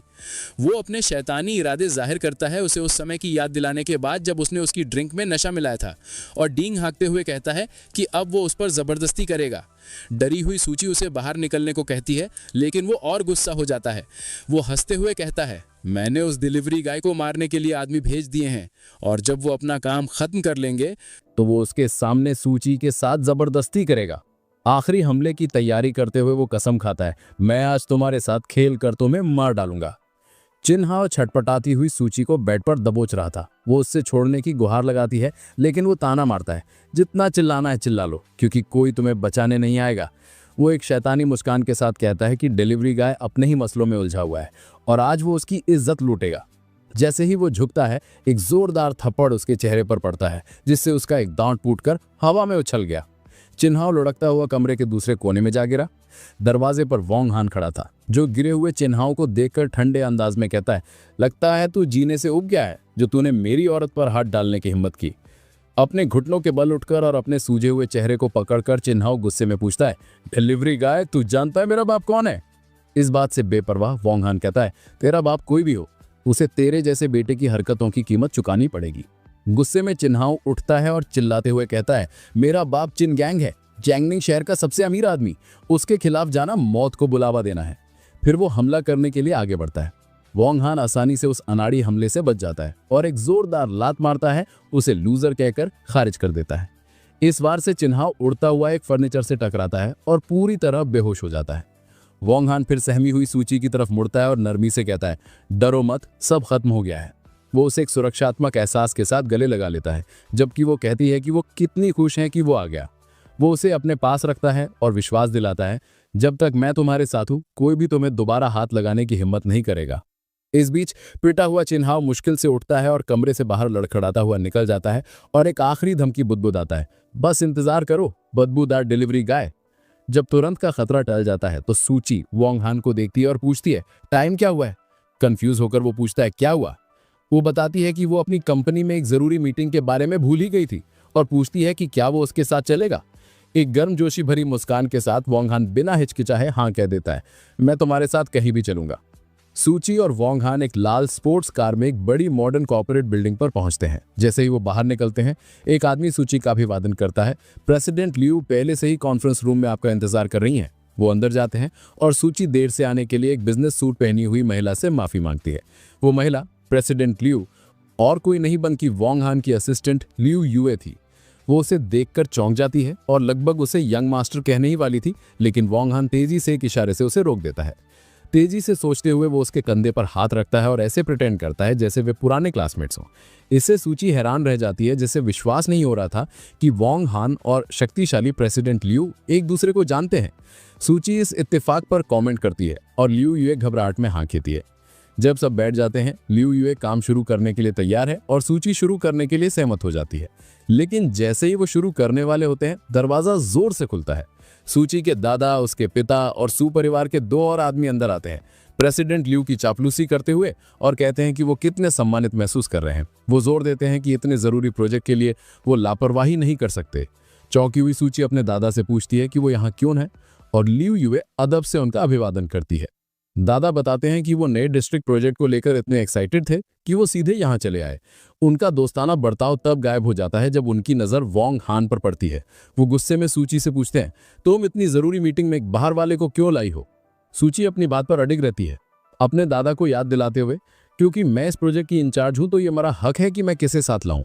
इससे उसके पिता सू जानविये गुस्से में हो जाते हैं, जो उस पर चिल्लाते हैं, कब से तुम कंपनी के लिए बोलने लगी हो?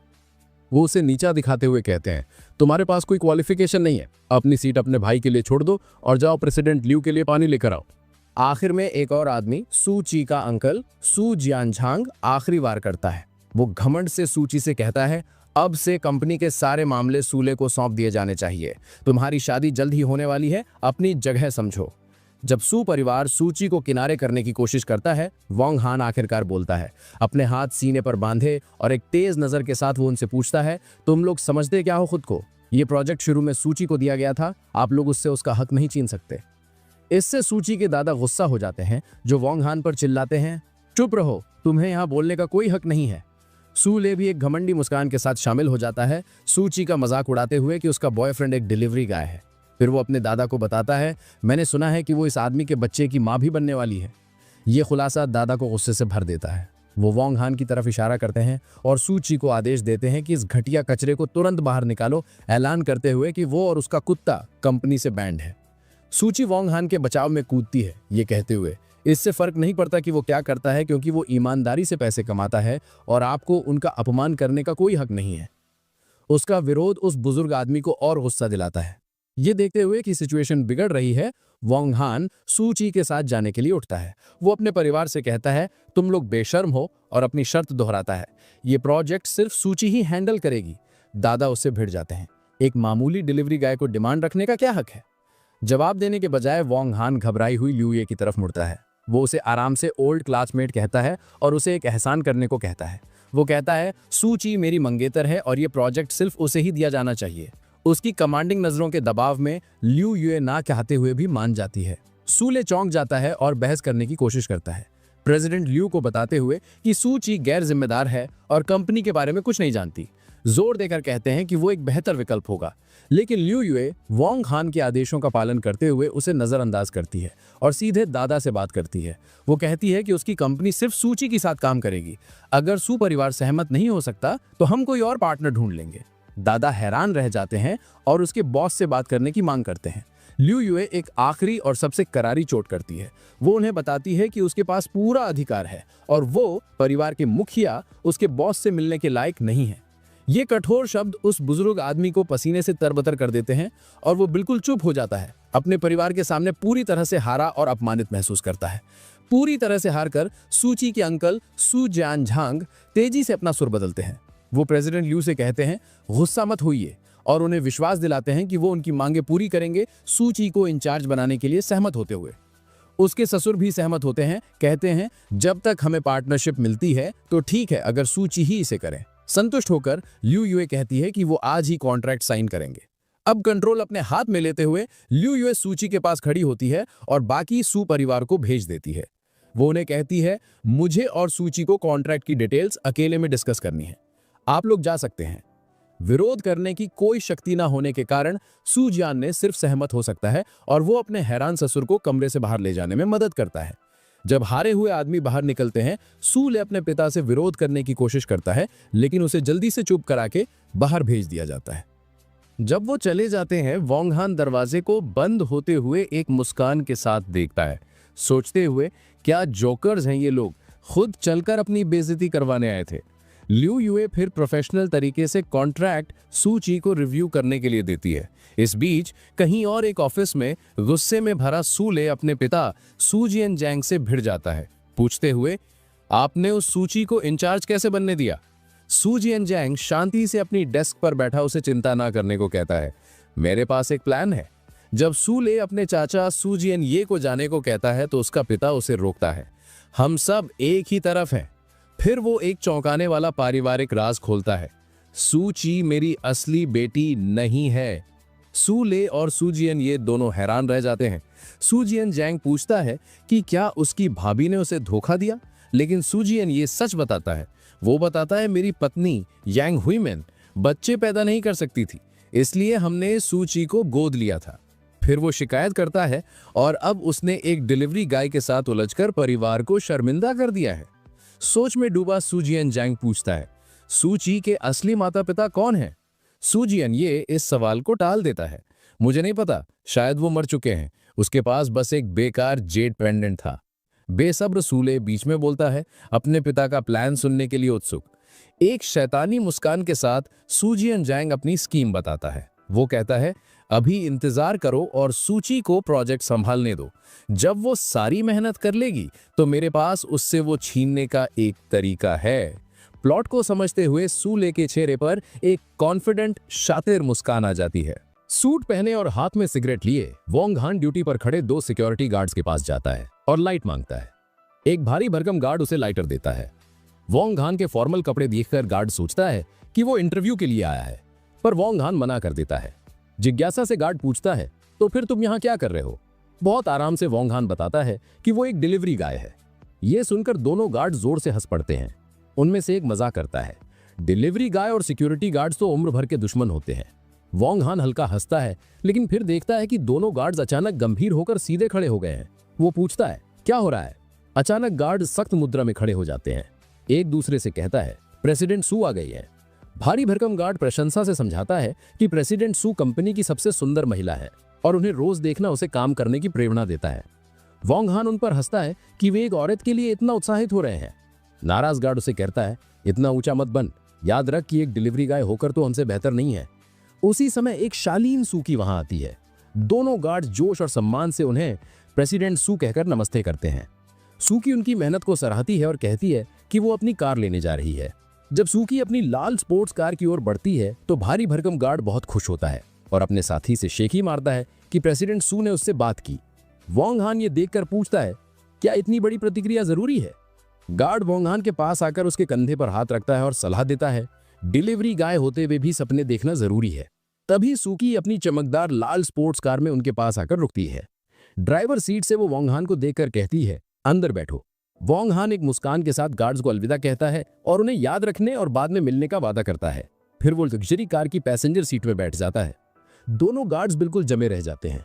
वे हैरानी से देखते रह जाते हैं कि जिस साधारण डिलीवरी गाय पर वे अभी तरस खा रहे थे, वही उनकी खूबसूरत और पहुंच से बाहर बॉस के साथ चला गया।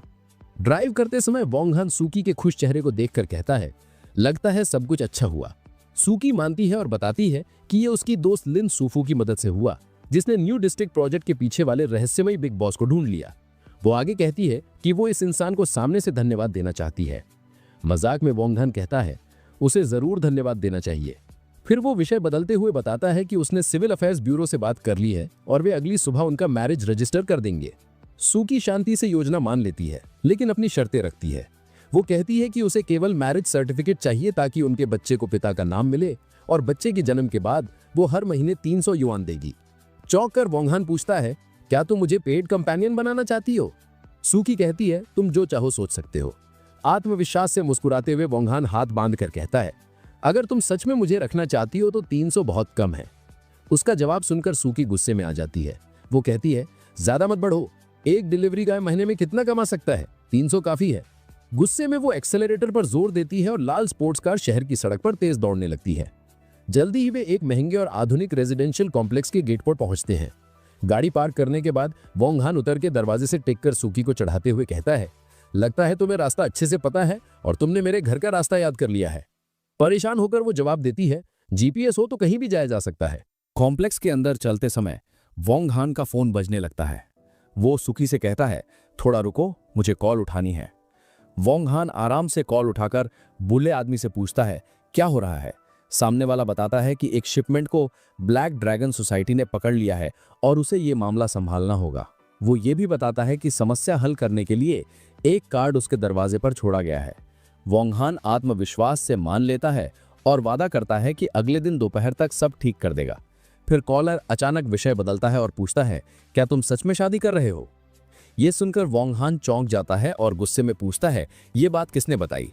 बूढ़ा आदमी बताता है कि लिंकिंग यूनियन ने कहा है और आरोप लगाता है कि वोंगहान बिना इजाजत शादी करने की कोशिश कर रहा है। वो डांटते हुए पूछता है, इतनी अमीर लड़कियों को छोड़कर तुम सू परिवार की छोटी लड़की से क्यों शादी करना चाहते हो? वोंगहान माहौल शांत करने की कोशिश करता है और समझाने लगता है, लेकिन बूढ़ा आदमी बीच में ही काट कर कहता है, कोई स्पष्टीकरण की जरूरत नहीं है। वो एक डरावनी खबर देता है कि उसकी बड़ी बहन अगले दिन खुद उससे सवाल करने आ रही है और उसे तैयार रहना चाहिए। ये सुनकर वोंगहान घबरा जाता है। वो विनती करता है, इतना सख्त मत बनो, क्या मैं उसकी मुलाकात से बच सकता हूँ? लेकिन कॉल अचानक खत्म हो जाता है। गुस्से और तनाव में वोंगहान फोन काटता है और बड़बड़ाता है कि वो उस बूढ़े आदमी से बदला लेगा। उसकी बेचैनी देखकर सुकी पास आकर पूछती है, क्या हुआ? वोंगहान जल्दी से अपनी परेशानी छिपाता है और उसे आश्वस्त करता है कि कुछ नहीं हुआ। वो उसके कंधे पर हाथ रखकर कहता है, अब घर चलने का समय है। दोनों उसके अपार्टमेंट तक लौटते हैं और मॉडर्न लिविंग रूम में प्रवेश करते हैं। अंदर आते ही सुकी कॉफी टेबल पर रखा एक सफेद कार्ड देखकर पूछती है, ये क्या है? वोंगहान सामान्य ढंग से बताता है, ये बस किसी और के लिए गिफ्ट कार्ड है। विषय बदलते हुए वो अपनी जैकेट उतारता है और कहता है, शायद तुम्हें भूख लगी होगी, मैं खाना बनाता हूं। सुकी चुपचाप मान जाती है। सुकी सोफे पर बैठती है और वोंगहान की जैकेट पकड़े रहती है। उसके चेहरे पर हल्की सी संतुष्ट मुस्कान आती है, ये सोचते हुए कि घर पर घर संभालने वाला पति जिसकी मदद पत्नी करती है वाकई अच्छा लगता है। किचन की ओर जाते हुए वोंगहान एप्रन पहनकर सुकी से कहता है, सोफे पर बैठो, मैं जल्द ही खाना तैयार कर दूंगा। सुकी उसे धन्यवाद देती है। किचन की ओर जाते हुए वोंगहान मजाक में कहता है, अपनी वाइफ और चाइल्ड के लिए ये कोई मुश्किल काम नहीं है, आखिर मैं घर संभालने वाला पति हूँ जिसकी मदद उसकी पत्नी करती है। यह सुनकर सुकी चुप हो जाती है और हल्की हंसी के साथ सोफे पर बैठ जाती है। अगले दिन दृश्य बदलकर जोंगिंग सिविल अफेयर्स ब्यूरो में आता है। वोंगहान और सुकी इमारत से बाहर निकलते हैं। दोनों के हाथ में लाल मैरिज सर्टिफिकेट है। वोंगहान गर्व से कहता है, अब से मैं आधिकारिक तौर पर एक मैरिड मैन हूँ। सुकी हंसते हुए छेड़ती है, आज का प्लान क्या है? क्या तुम खाना डिलीवर करने जा रहे हो? वोंगहान मजाक में कहता है, अब जब मैं अच्छे कपड़े पहन चुका हूँ तो कुछ यंग लेडीज के साथ बाहर घूमने जाना चाहिए। ये सुनकर सुकी परेशान हो जाती है। वो कहती है, तुम बिल्कुल होपलेस हो, और शिकायत करती है कि शादीशुदा होकर भी उसका गुस्सा वैसा ही है। वो नाराज होकर मुड़ती है और कहती है, जो चाहे करो। जैसे ही वो जाती है, वोंगहान का मजाकिया चेहरा गायब हो जाता है और उसके चेहरे पर गंभीर भाव आ जाते हैं। वो सोचता है, सबसे पहले मुझे वही काम पूरा करना है जो बूढ़े आदमी ने दिया था। उसका मिशन उसे एक बहुत ऊंची इमारत स्काई स्क्रेपर तक ले जाता है जो ब्लैक ड्रैगन ग्रुप का मुख्यालय है। वो विशाल इमारत के सामने खड़ा होकर पक्का करता है कि यही सही जगह है। वो समूह की शुरुआत के बारे में सोचता है, याद करता है कि ब्लैक ड्रैगन सोसाइटी पहले एक लोकल गैंग थी जो अब दिखने में एक कानूनी कंपनी बन गई है। लेकिन वो जानता है कि वे अब भी गलत कामों जैसे डेड कलेक्शन और लोन शार्किंग में शामिल हैं। ठंडे और दृढ़ चेहरे के साथ वो तय करता है, अब मैं खुद देखूंगा कि उनकी असली ताकत कितनी है। वोंगहान ब्लैक ड्रैगन ग्रुप की शानदार लॉबी में एंटर करता है। रिसेप्शन डेस्क पर बैठे दो गुंडे जैसे आदमी उसे रोकते हैं और पूछते हैं कि क्या काम है। जेब में हाथ डाले वोंग हान कॉन्फिडेंस से कहता है कि वो एक कर्ज वसूलने आया है। लंबे बालों वाला गुंडा गलत समझ लेता है। उसे लगा कि वोंग हान कोई क्लाइंट है। वो कहता है कि वो बिल्कुल सही जगह आया है क्योंकि डेट कलेक्शन उनकी सर्विसेज में से एक है। वोंग हान शांति से उसे ठीक करता है, साफ साफ कहता है कि वो बैल्डिल्यू नाम के आदमी से कर्ज वसूलने आया है। ये बात सुनकर दोनों आदमी गुस्से में भड़क जाते हैं। वो पूछते हैं ये बेवकूफ है कौन, इसे पता भी है ये किसके इलाके में है। वो उस पर हमला करते हुए कहते हैं कि उसे मरने का शौक है। लंबे बालों वाला आदमी पहले एक जोरदार किक से हमला करता है, लेकिन वोंग हान आसानी से बच जाता है। गुंडा अपनी ही रफ्तार में लड़खड़ाकर घुटनों के बल गिर जाता है। इससे पहले कि वो संभल पाता, वोंग हान उसके चेहरे पर एक तेजी से किक मारता है। अपने साथी को नीचे पड़ा देख टकला गुंडा आगे बढ़ता है और एक पंच मारता है। उसका भी वही हाल होता है जब वोंग हान की जोरदार किक उसे हवा में उड़ा देती है। दोनों आदमियों को लॉबी के फर्श पर हराने के बाद वोंग हान होश में आए लंबे बालों वाले गुंडे के ऊपर खड़ा होता है। उसके चेहरे पर कोई एक्सप्रेशन नहीं था। वो ठंडी आवाज में पूछता है, अब तुम मुझे बैल्डिल्यू के पास ले जाने के लिए तैयार हो? सीन एक शानदार ऑफिस में शिफ्ट होता है जहां ब्लैक ड्रैगन ग्रुप का हेड बैल्डिल्यू आराम कर रहा था। लंबे पर्पल बालों वाली एक औरत उसके ऊपर झुकी हुई थी। वो बड़े नाज से उसके सीने से रेड वाइन की एक बूंद चाटती है। वो पूछता है, टेस्ट अच्छा है? और वो जवाब देती है, इसमें बहुत फ्लेवर है। एक अजीब सी मुस्कान के साथ बैल्डिल्यू उससे कहता है, अगर पसंद है तो और पी सकती हो, बाद में मैं तुम्हें तब तक पिलाऊंगा जब तक तुम्हारा पेट ना भर जाए। वो शर्माते हुए उसे नॉटी कहती है। उनका मोमेंट तब टूटता है जब ऑफिस का दरवाजा जोर से ढुलता है। वेनलॉन्ग नाम का एक टैटू वाला आदमी घबराहट में दौड़ता हुआ अंदर आता है और चिल्लाता है, कोई अंदर घुस आया है। इस इंटरप्शन से गुस्सा होकर बैल्डिल्यू वेनलॉन्ग पर चिल्लाता है, नॉक करना नहीं आता, देख नहीं सकता, मैं बिजी हूं। वो गुस्से में कहता है, ये मेरा इलाका है, किसकी हिम्मत हुई यहां जबरदस्ती घुसने की? वेनलॉन्ग हकलाते हुए समझाने की कोशिश करता है, लेकिन इससे पहले कि वो अपनी बात पूरी कर पाता, दरवाजे से एक बॉडी उड़ती हुई अंदर आती है। वो आदमी लॉबी की गुंडों में से एक बैल्डिल्यू के डेस्क के सामने जमीन पर जोर से गिरता है, जिससे बॉस और वो औरत स्टन रह जाते हैं। उसका शौक गुस्से में बदल जाता है। बैल्डिल्यू अपनी जगह से उछलकर खड़ा हो जाता है और एक पिस्टल निकाल लेता है। वो उसे दरवाजे की तरफ पॉइंट करता है और चीखता है, किस कुत्ते की हिम्मत हुई मेरे इलाके में घुसने की? गुंडे के पीछे काली चीज दरवाजे से उड़ती हुई आती है। वो एक भारी अजीब सा कार्ड था जो आकर डेस्क में धंस जाता है। अभी भी पिस्टल पकड़े हुए वो उसे सावधानी से उठाता है। जैसे ही वो उस पर बने निशान को पहचानता है, उसका गुस्सा खौफ में बदल जाता है और वो चिल्लाता है, ये 10 ग्रेड एसोसिएशन का ब्लैक कार्ड है। फर्श पर पड़ा हुआ घायल गुंडा वेनलॉन्ग ऊपर देखकर कंफ्यूजन में पूछता है कि 10 ग्रेड एसोसिएशन क्या है, और उसे पता चलता है कि ये अंडरवर्ल्ड के 10 सबसे पावरफुल बॉसेस की एक खौफनाक ऑर्गेनाइजेशन है। उसी वक्त वोंग हान ऑफिस में कदम रखता है। वो नीचे देखते हुए कहता है, मुझे हैरानी है कि तुम लोगों ने इस एसोसिएशन के बारे में सुना भी है। वोंग हान को देखते ही बॉल्डी के चेहरे का रंग उठ जाता है। वो चीखता है, 9th यंग मास्टर। आखिरकार उसे समझ आ जाता है कि उसके लिए कौन आया है। शौक में वो अपना संतुलन खोते हुए पीछे की तरफ लड़खड़ाता है। वोंग हान शांति से ऑफिस में आगे बढ़ते हुए कहता है, काफी इंप्रेसिव है कि किसी को अभी भी मेरा नाम याद है, जबकि मैं कई सालों से अंडरवर्ल्ड से बाहर हूं। बिना एक पल सोचे बॉल्डी ल्यू घुटनों के बल गिर जाता है। पूरी तरह से हार मानकर अपना सर झुका लेता है। वो पूछता है, 9th यंग मास्टर का मेरे लिए क्या हुक्म है? पावर शिफ्ट का एक जबरदस्त नजारा था। घुटनों पर बैठा गैंग बॉस बड़े अदब से वोंग हान के लिए लाइटर आगे करता है, जिससे वो शांति से अपनी सिगरेट जलाता है। एक कश लेते हुए वोंग हान सीधे पॉइंट पर आता है, मैंने सुना है कि तुमने हाल ही में गुड्स का एक शिपमेंट कब्जे में लिया है। घबराहट में घुटनों पर बैठा आदमी कहता है, ये जरूर कोई गलतफहमी हुई है। वोंग हान उसे ठंडी नजरों से देखता है, मैं तुम्हारी हिम्मत की दाद देता हूं। तुमने 10 ग्रेट एसोसिएशन से चुराने की जुर्रत की। हार मानने का नाटक करते हुए बॉल्डी ल्यू फौरन सामान लौटाने का वादा करता है, लेकिन चुपके से वो अपनी कमर में लगी पिस्टल तक पहुंच रहा था, एक आखिरी डेस्परेट मूव की तैयारी में। इस धोखे से बेखबर वोंग हान शांत रहता है। वो गैंग बॉस को देखता है और एक ठंडी चेतावनी देता है, क्या तुमने वो कहावत सुनी है, जब ब्लैक कार्ड सामने आता है तो भगवान और भूत भी सर झुकाते हैं। एक आखिरी डेस्परेट कोशिश में बॉल्डी ल्यू अपने पैरों पर उछलता है, अपनी पिस्टल वोंग हान पर तान देता है। वो चिल्लाता है, जब 9th यंग मास्टर मुझे जीने का रास्ता नहीं दे रहे तो मुझे बेरहम होने के लिए दोष मत देना। लेकिन इससे पहले कि वो गोली चला पाता, वोंग हान ऐसी स्पीड से हिलता है जो नामुमकिन लगे। वो अपनी जलती हुई सिगरेट हवा में उछालता है। वो छोटी सी चीज पिस्टल से टकराती है जैसे ही बॉल्डी ल्यू ट्रिगर दबाता है और गोली का रुख मोड़ देती है। वोंग हान शांति से कहता है, मुझे अपनी तरफ बंदूक तानना पसंद नहीं। खतरे को खत्म करके वोंग हान डेस्क से ब्लैक कार्ड उठाता है। वो उसे ऊपर उठाता है और एक ठंडा ऐलान करता है, जिसने भी आज तक मुझ पर बंदूक तानी है वो अब जिंदा नहीं है। एक ही झटके में वो कार्ड की तेज धार को एक ब्लेड की तरह इस्तेमाल करके बॉल्डी ल्यू का गला काट देता है। गैंग बॉस फर्श पर गिरकर मर जाता है। ये खौफनाक मंजर देखकर पर्पल बालों वाली औरत डर से चीखने लगती है, जबकि टैटू वाला गुंडा वैन लॉन्ग अपने मरे हुए बॉस की लाश को शौक में देखता रहता है। हंगामा सुनकर बाकी गैंग मेंबर्स दरवाजे पर आ जाते हैं। वो जम जाते हैं और चिल्लाते हुए कहते हैं, बॉस मारे गए। इस हंगामे को इग्नोर करके वॉन्ग हैंड डर से कांपते वैन लॉन्ग को पकड़ता है।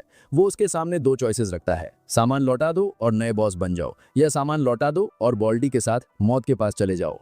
इस अल्टीमेटम का सामना करते हुए वैन लॉन्ग तुरंत अपना फैसला करता है। वो और बाकी सारे गुंडे फौरन अपना सर झुका लेते हैं, नाइन्थ यंग मास्टर के प्रति अपनी पूरी वफादारी की कसम खाते हैं और अपने पुराने बॉस के कामों से कोई भी संबंध होने से इनकार करते हैं। संतुष्ट होकर वॉन्ग हैन उनकी कसम को एक्सेप्ट करता है और शांति से किसी को उसे उसके शिपमेंट तक ले जाने का ऑर्डर देता है। उसका मिशन अब पूरा हो चुका था। ब्लैक ड्रैगन ग्रुप के इम्पोजिंग हेडक्वार्टर्स के बाहर एक गाड़ी आकर रुकती है। चिन्हाव बाहर निकलता है। उसके साथ बैसाखी पर एक गुंडा था जिसे भारी पट्टियां बंधी थीं। उसका साथी घबराते हुए अपने बॉस को सावधान रहने की सलाह देता है, चेतावनी देता है कि वॉन्ग हैन को हल्के में नहीं लेना चाहिए। लेकिन गुस्से में अंधा चिन्हाव सलाह को अनसुना कर देता है और कहता है कि वो आज वॉन्ग हैन को मारकर ही रहेगा, चाहे कुछ भी हो जाए। वो एंट्रेंस की तरफ तूफान की तरह बढ़ता है, चिल्लाते हुए कहता है, मैं ब्लैक ड्रैगन सोसाइटी के बॉस से मिलने आया हूँ। उसका चेहरा गुस्से से बिगड़ा हुआ था। वो कसम खाता है कि जब तक गैंग का बॉस ओल्ड ल्यू उस बदबूदार डिलीवरी गाय को उसके लिए रास्ते से नहीं हटा देगा, वो कोई भी कीमत चुकाने को तैयार है। इसी बीच ऑफिस के अंदर नई हायरार्की बन चुकी थी। वॉन्ग हैन जमा हुए गैंग मेंबर्स के सामने खड़ा था और वैन लॉन्ग को नया लीडर नियुक्त करता है।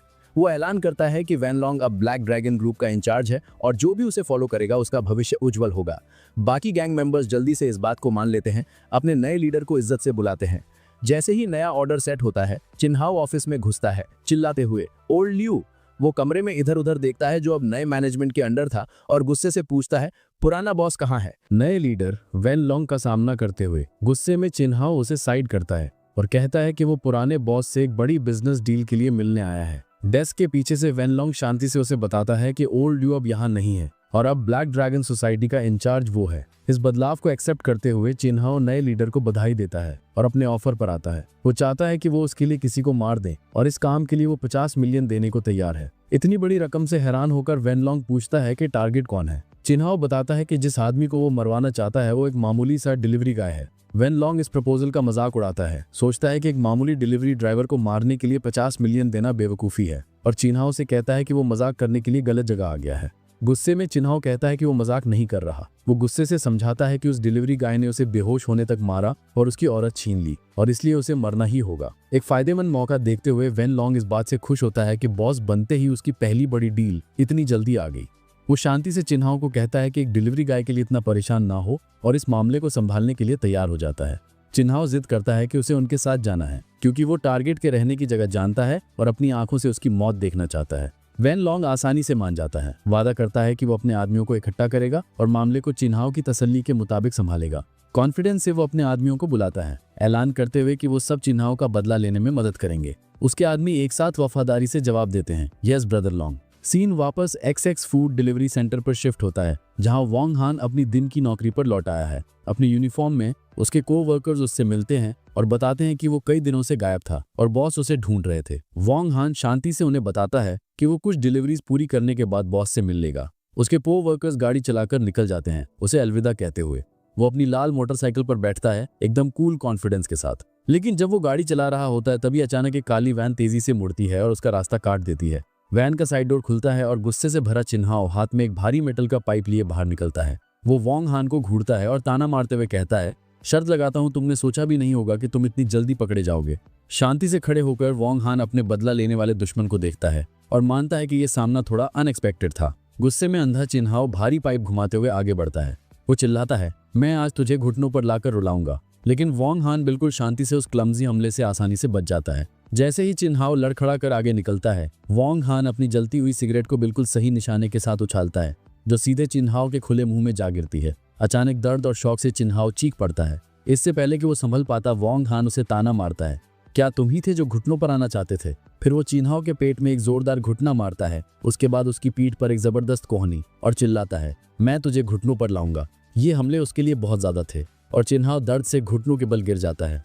बेइज्जत होकर चिन्हाव टैटू वाले गैंग लीडर वैन लॉन्ग पर चिल्लाता है, तुम किसका इंतजार कर रहे हो? तुम्हें यहाँ खड़े रहने के लिए पैसे नहीं दिए गए हैं। इशारे पर वैन लॉन्ग और उसके आदमी वैन से बाहर निकलते हैं। एक घमंडी एक्सप्रेशन के साथ सिगार जलाते हुए वैन लॉन्ग कहता है, मैं ये देखने के लिए क्यूरियस हूँ कि क्या सारे डिलीवरी गाइज इसके जैसे ही टफ होते हैं। जमीन से चिन्हाओ एक घुर्रिम सा ऑर्डर देता है। कहता है कि वोंग हान को जल्दी ना मारे। वो चाहता है कि उसे धीरे धीरे तड़पाया जाए ताकि वो मौत से भी बदतर सजा झेले।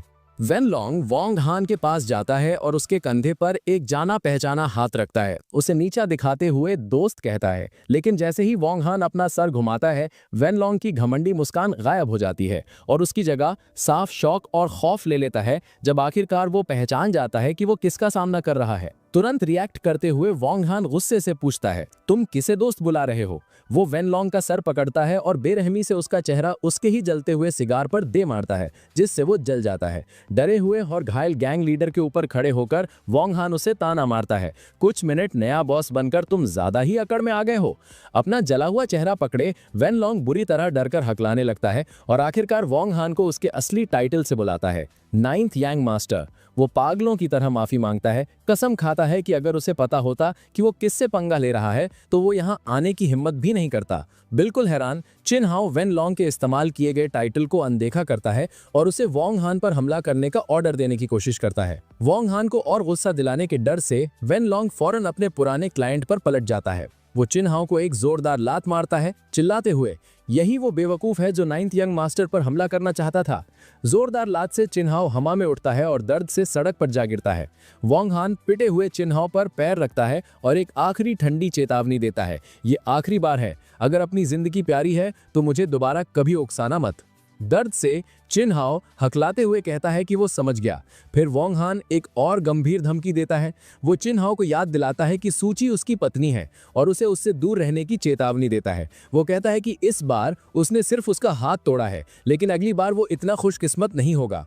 अपनी बात पर जोर देने के लिए वो अपना जूता चिन्हाओ के पट्टी बंदे सर पर रगड़ता है, जिससे वो दर्द से चीख पड़ता है। सिचुएशन संभालने के बाद वोंग हान अपना फोन निकालता है और शिकायत करता है कि वो फिर से लेट होने वाला है। उसके पीछे वेन लॉन्ग और उसके आदमी चुपचाप और अदब से खड़े रहते हैं। जैसे ही वोंग हान जाने की तैयारी करता है, एक चकराया हुआ चिन्हाओ अपने पैरों पर खड़ा होने की कोशिश करता है। अभी भी कुछ न समझते हुए वो वेन लॉन्ग पर चिल्लाता है, तुम एक डिलीवरी गाय को भी नहीं संभाल पाए। वेन लॉन्ग एक गंभीर एक्सप्रेशन के साथ अपने पुराने क्लाइंट का सामना करने के लिए मुड़ जाता है। वो चिन्हाओ से कहता है कि जिस आदमी को तुम डिलीवरी गाय बुला रहे हो वो ऐसा इंसान है जिसे नाराज करने की गलती तुम कभी नहीं कर सकते। उसे ये समझाने की कोशिश करते हुए कि उसने अभी कितनी बड़ी ताकत को चुनौती दी है। अपनी डिलीवरीज जारी रखते हुए वोंग हान एक पुरानी टूटी फूटी अपार्टमेंट बिल्डिंग में पहुंचता है। जब वो एक अंधेरे गंदे हॉलवे से गुजर रहा होता है तो वो खुद से कहता है कि ये जगह कितनी खराब है। उसे सही अपार्टमेंट मिल जाता है और वो दरवाजा खटखटाता है। दरवाजा एक परेशान सा आदमी खोलता है जिसके नीले बाल बिखरे हुए थे और चेहरे पर एक खतरनाक लुक था। वोंग हान प्रोफेशनली उसे बताता है कि टोटल 20 युएन हुए हैं और पूछता है कि वो कैश से पे करेगा या कोड से। आदमी बेरुखी से जवाब देता है कि वो कैश से पे करेगा। जब आदमी पैसे ढूंढ रहा होता है, वोंग हान का एक्सप्रेशन शक्की हो जाता है। उसे एहसास होता है कि कुछ गड़बड़ है। उसका शक तब यकीन में बदल जाता है जब वो आदमी के पीछे अंधेरे अपार्टमेंट के अंदर झांकता है। वो अंदर एक डरी हुई औरत को देखता है जिसके कपड़े फटे हुए थे और जो उम्मीद से मदद के लिए इशारा करने की कोशिश कर रही थी। उसे बंधक बनाया गया था। इससे पहले कि वो कोई आवाज निकाल पाती, एक दूसरा आदमी उसके सर पर मारता है, उसे नीचे गिराते हुए कहता है, चुप रहो। ये देखकर वोंग हान का रवैया तुरंत बदल जाता है। नीले बालों वाला आदमी उसे पैसे देकर उससे पीछा छुड़ाने की कोशिश करता है। गुस्से में कहता है, दफा हो जाओ और जो हो रहा है उससे तुम्हारा कोई लेना देना नहीं है। फिर वो जोर से दरवाजा बंद कर देता है। अंदर दोनों क्रिमिनल्स घबरा जाते हैं, समझ जाते हैं कि डिलीवरी गाय ने सब कुछ देख लिया है।